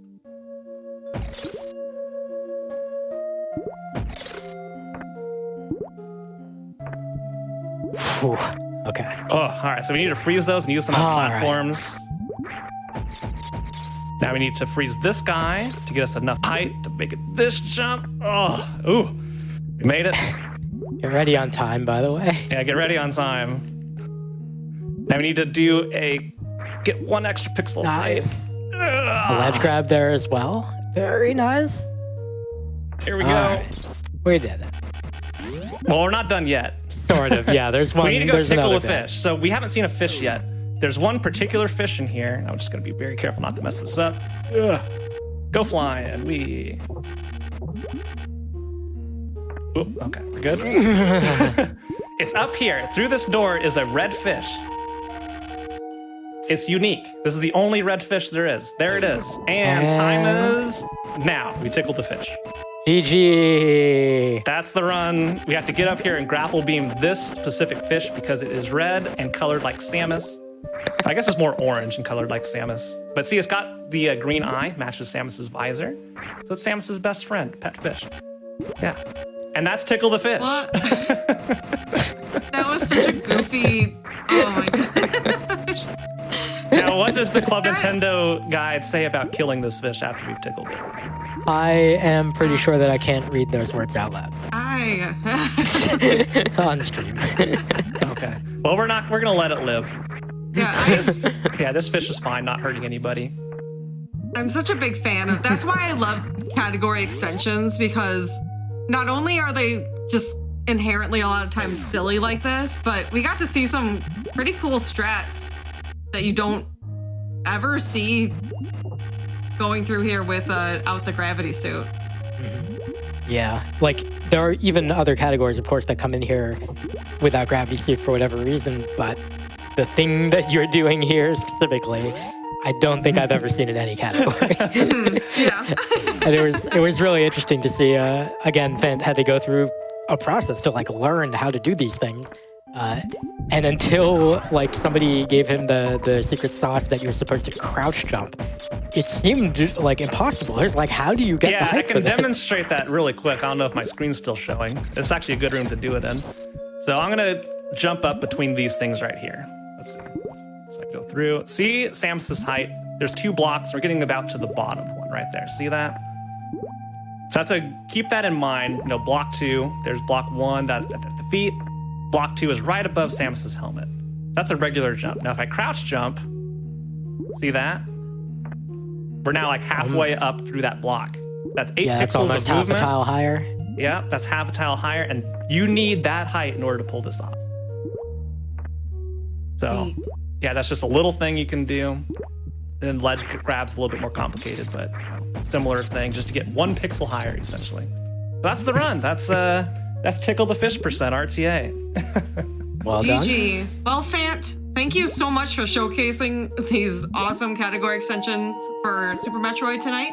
Yeah, I hope want to give everybody you a enjoyed. chance to shout out whatever you want to shout out, your stream, maybe your hotfix show. Oh, okay. So I do want to talk about my hotfix show because I need as many people there as possible. Because tomorrow, same time at 7 p.m. Eastern, we're going to be doing Mario Party Superstars. And not just in any way, we're going to do GDQ chat plays Mario Party Superstars. So yeah, we're setting up a bot where you, via chat commands, can control a character in Mario Party. And well, we'll see how you do. My show's called Game Masters, so chat, you better be good. Just saying. Yeah. That I will be there. That sounds like a ton of fun. Oh my goodness. Yeah, so we'll be doing a thank couple you maps there. So much. Thank you so much, Fant. Stick around, chat. We're gonna take a quick break, but afterwards, we've got Community Spotlight.